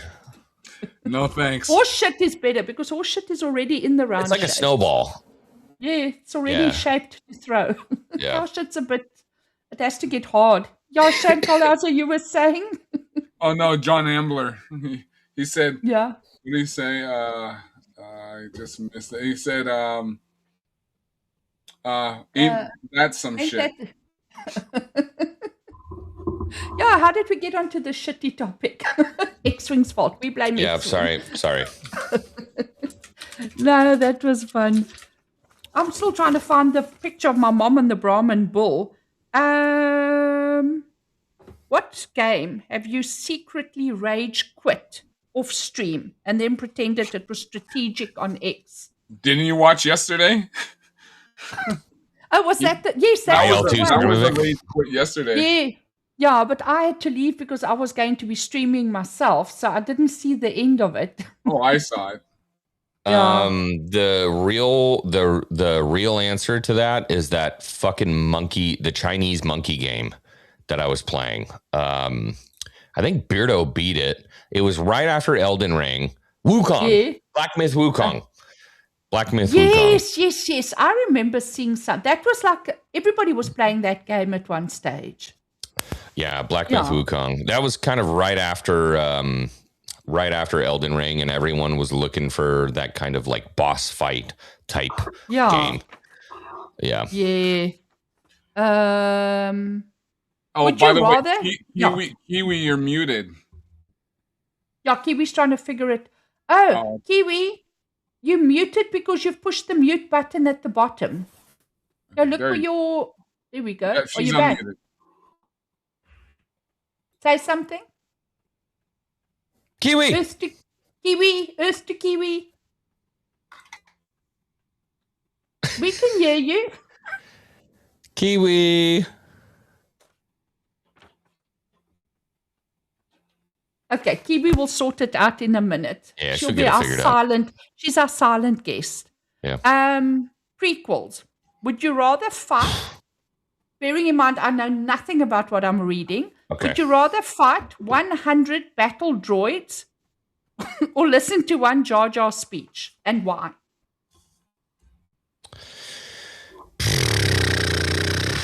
That's a question. Well, if you're Commander it's Cody, a good one. Am I a Jedi or am I a clone? It just says you talk prequels. Would you rather fight 100 battle droids or listen to one Jar Jar speech?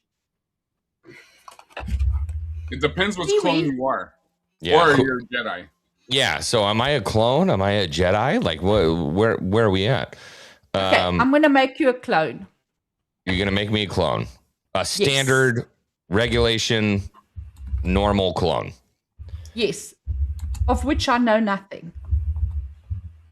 I'd probably fight the battle droids. If I'm being totally honest, I think I'd probably fight the battle droids. Support your argument. The fact that we made that retarded Gungan a senator still blows my mind to this day. Like, that dude made public office. I don't know how to feel about all that. What I would say is that if you've got a DC in hand and you've got 100 battle droids in front of you, you don't have to squeeze the trigger that many times to kill all of them. No. I think I got to be a clone. I think I got to take out the battle droids. Yeah. And I had Xwing on my channel for my Star Wars prequel show. We love the prequel. So, yeah, I would actually be a clone as well. Yeah. I think that's the right choice. Yeah. Okay, but the question was, okay, explain the Jar Jar speech to me. So Ahmad Best played Jar Jar Binks, a Gungan, in the prequel trilogy. You know who Jar Jar is, Anjanette, right? Isn't he the fat? Jar Jar Binks. No, that's Job. I don't know much about. I've forgotten Star Wars. Is he the hairy Anjanette, one? you're breaking my fucking heart right now. No, is he the hairy one? That's Chewbacca. That's Chewbacca.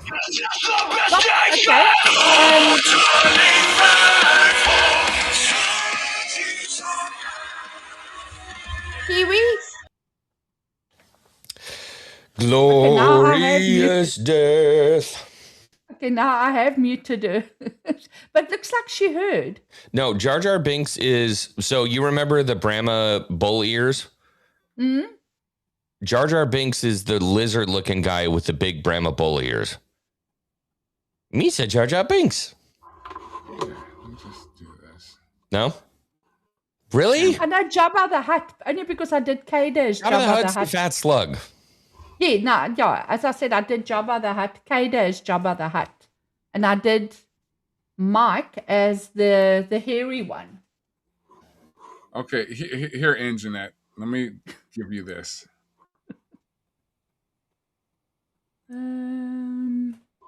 Are you putting... Oh. Yeah, that's Jar Jar Binks in the middle. Jar Jar. Oh, okay, that one. Okay, I know that. You always looked weird. Maxi, big the force. I think me I'm and old, man. I don't remember all this stuff anymore from my distant youth. me and Jose Taco whack some. We whack some. Gungan. Yeah. Yes, we can hear you, Kiwi. Welcome back. You whacked some what? Headphones are gone. Oh. They wouldn't pair. You're on the wrong mic, too. Hey? Wrong microphone.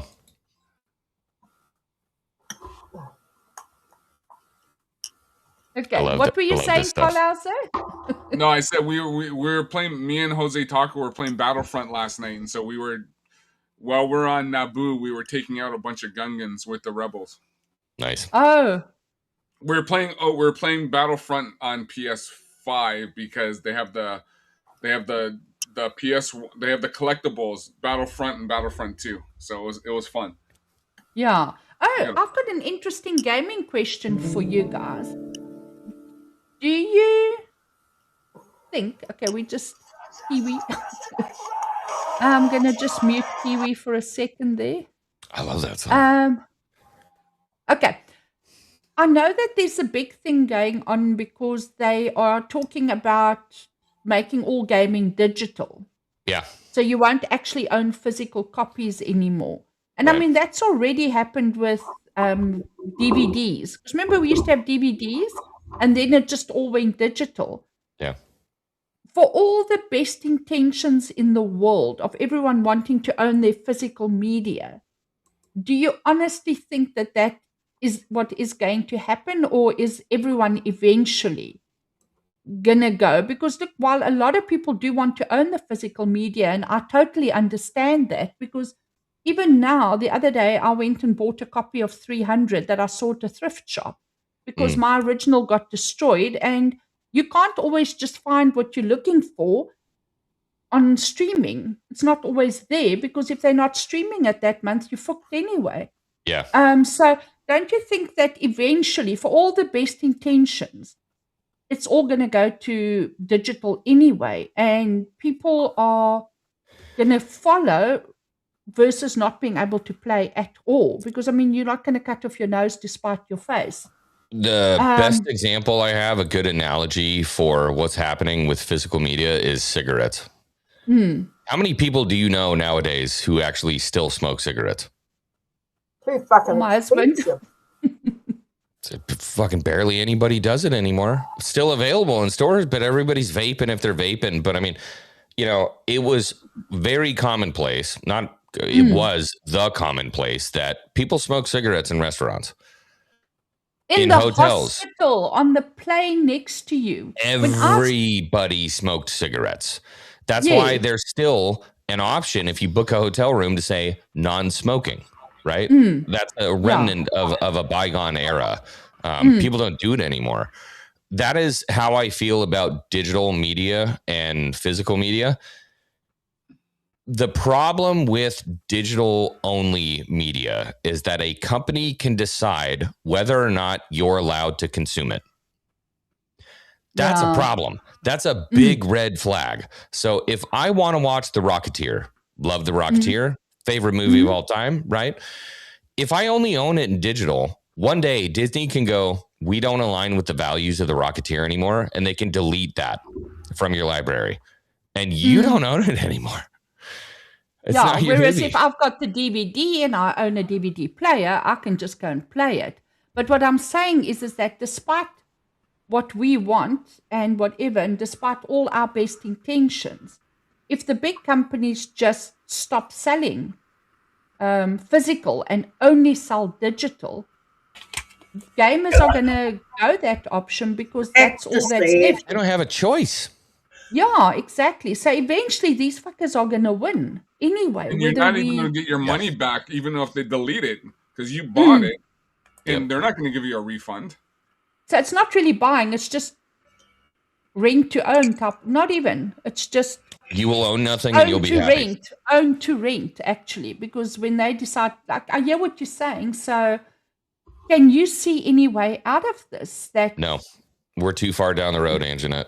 Unfortunately, we are too far gone. And the big catalyst, and this is a really good point that our fellow bro scientist from Criticalist makes, is that what's really going to suffer a big problem is consoles removing disk drives from their consoles is going to kill physical media for movies. Games are going to be a problem. I get that. I totally get that. But I mean, if we were going to argue about it and be mad about it, we should have been mad about it about 5 years ago. We weren't mad about it. And so digital gaming, it makes sense. That's where it's all moving. Yeah. You see, it happened when you didn't have the advantage of foresight. Is that right? Yeah. Now you can see what happened there. And now we're in hindsight. Yes, and it's too late now because that ship has sailed. It is too late. And like I said, Blaine made a really good point. Who the fuck buys a DVD player in 2026? People don't own DVD players anymore. Nobody owns DVD or Blu-ray players. We always used our gaming consoles to watch DVDs and Blu-rays if we had to. But now that they're getting rid of the disc drive, dude, who's going to buy a DVD? Yeah, I bought a DVD player about 2 years ago, but that was only because I lost some. You're an exception. Yeah, and it's just that there are movies I want to watch which just aren't out there anymore. Yeah. I mean, like Summer of '69. I mean, nobody's even heard of that movie, and it was such a great Summer movie. of '69. Yeah, but did you ever see the movie? There was a book as well. What? The Summer of 16. No, Kiwi's like 69. Yeah, I could fucking do that. Just quickly, Doomverse rated us, so. Oh, thank you, Doomiverse. Doomiverse rocks. Shout out Doomiverse. Yeah. I often hang out in his streams in the morning because he's on at the time that I'm awake in the morning, and then I just hang out there. But what time is it there, Anjanette? It's 10 o'clock. Oh, we've been streaming for almost 3 hours. Are you guys sure you still want to go? We're Doesn't your wife have plans? Or you're just killing time until your next stream comes up? Because it is 3 o'clock. My wife is already like, can you please get off the internet? But it's a rare occasion I get to hang out with you guys. So I'm like, I'm invested. You know what I mean? No, Kiwi, I don't want Xwing, I don't want your wife to hate us forever. Now, Xwing,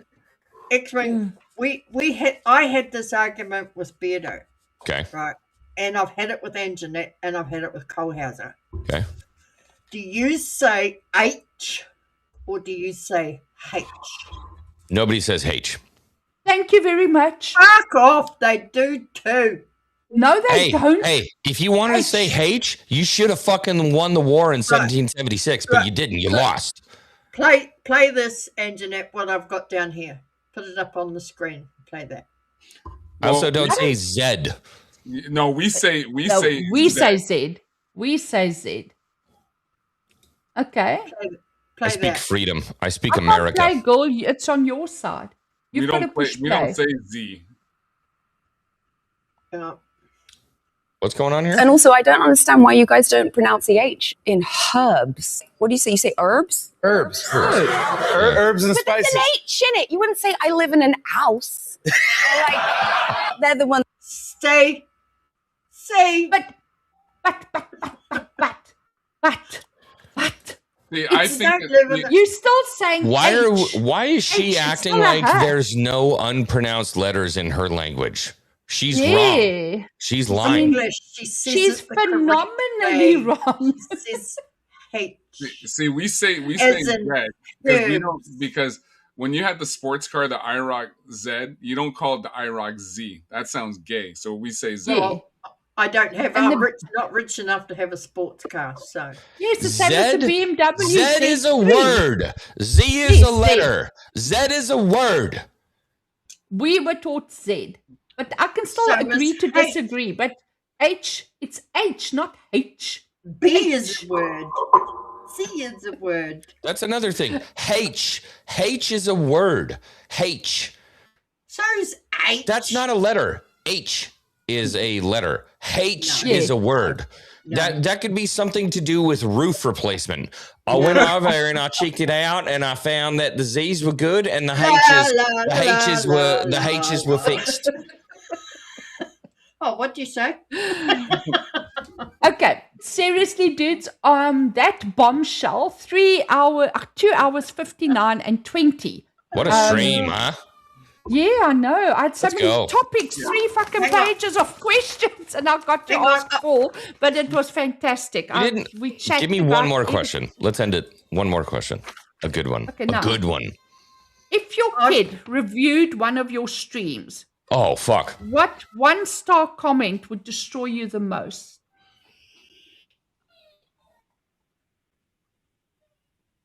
You're embarrassing. If my kid commented on my stream, you're embarrassing, after doing like a 4-hour stream, I would cry. Oh no, kids are you're gonna cry a lot. Kids do that. Yeah. You call yourself professionally unprofessional. What's the most unprofessional thing you've done midstream that somehow worked? Shaking Probably your whipping my sweater puppies out on stream, pulling my boobs out and taking my shirt off and then shaking my butt in front of a camera. Yeah, I You could see? do that. No. It wasn't a deer. I did that. No, you see, she doesn't say dare. She said dear. It was people say, I have an accent. That was many moons ago, but it happened. I said deer. Yeah. Oh. I pronounced each letter D-E-A-R. Deer. Oh, dear. I thought you said dare. Like that wasn't a dare. Oh, no, deer. D-A-R-E. It is. It's time to end it. The kid is losing it out there. I got to go be a dad. Yeah. Okay, Sham. Listen, guys, thank you so much for hanging with us. We are definitely going to do this again, Xwing, but maybe for the sake of your marriage, we'll keep it to 2 hours next time. Sounds good. Said no one ever, but yes, we'll do that. Okay. Thanks, thank you so Xwing. much for coming. Thank you so Colhauser, much. thank you so much for coming, Thanks, keeping an eye on Colhauser. chat. No and problem. to my Thank cobber, you, everybody thank in you so chat. much. Yeah, bye. Bye. Bye, everybody.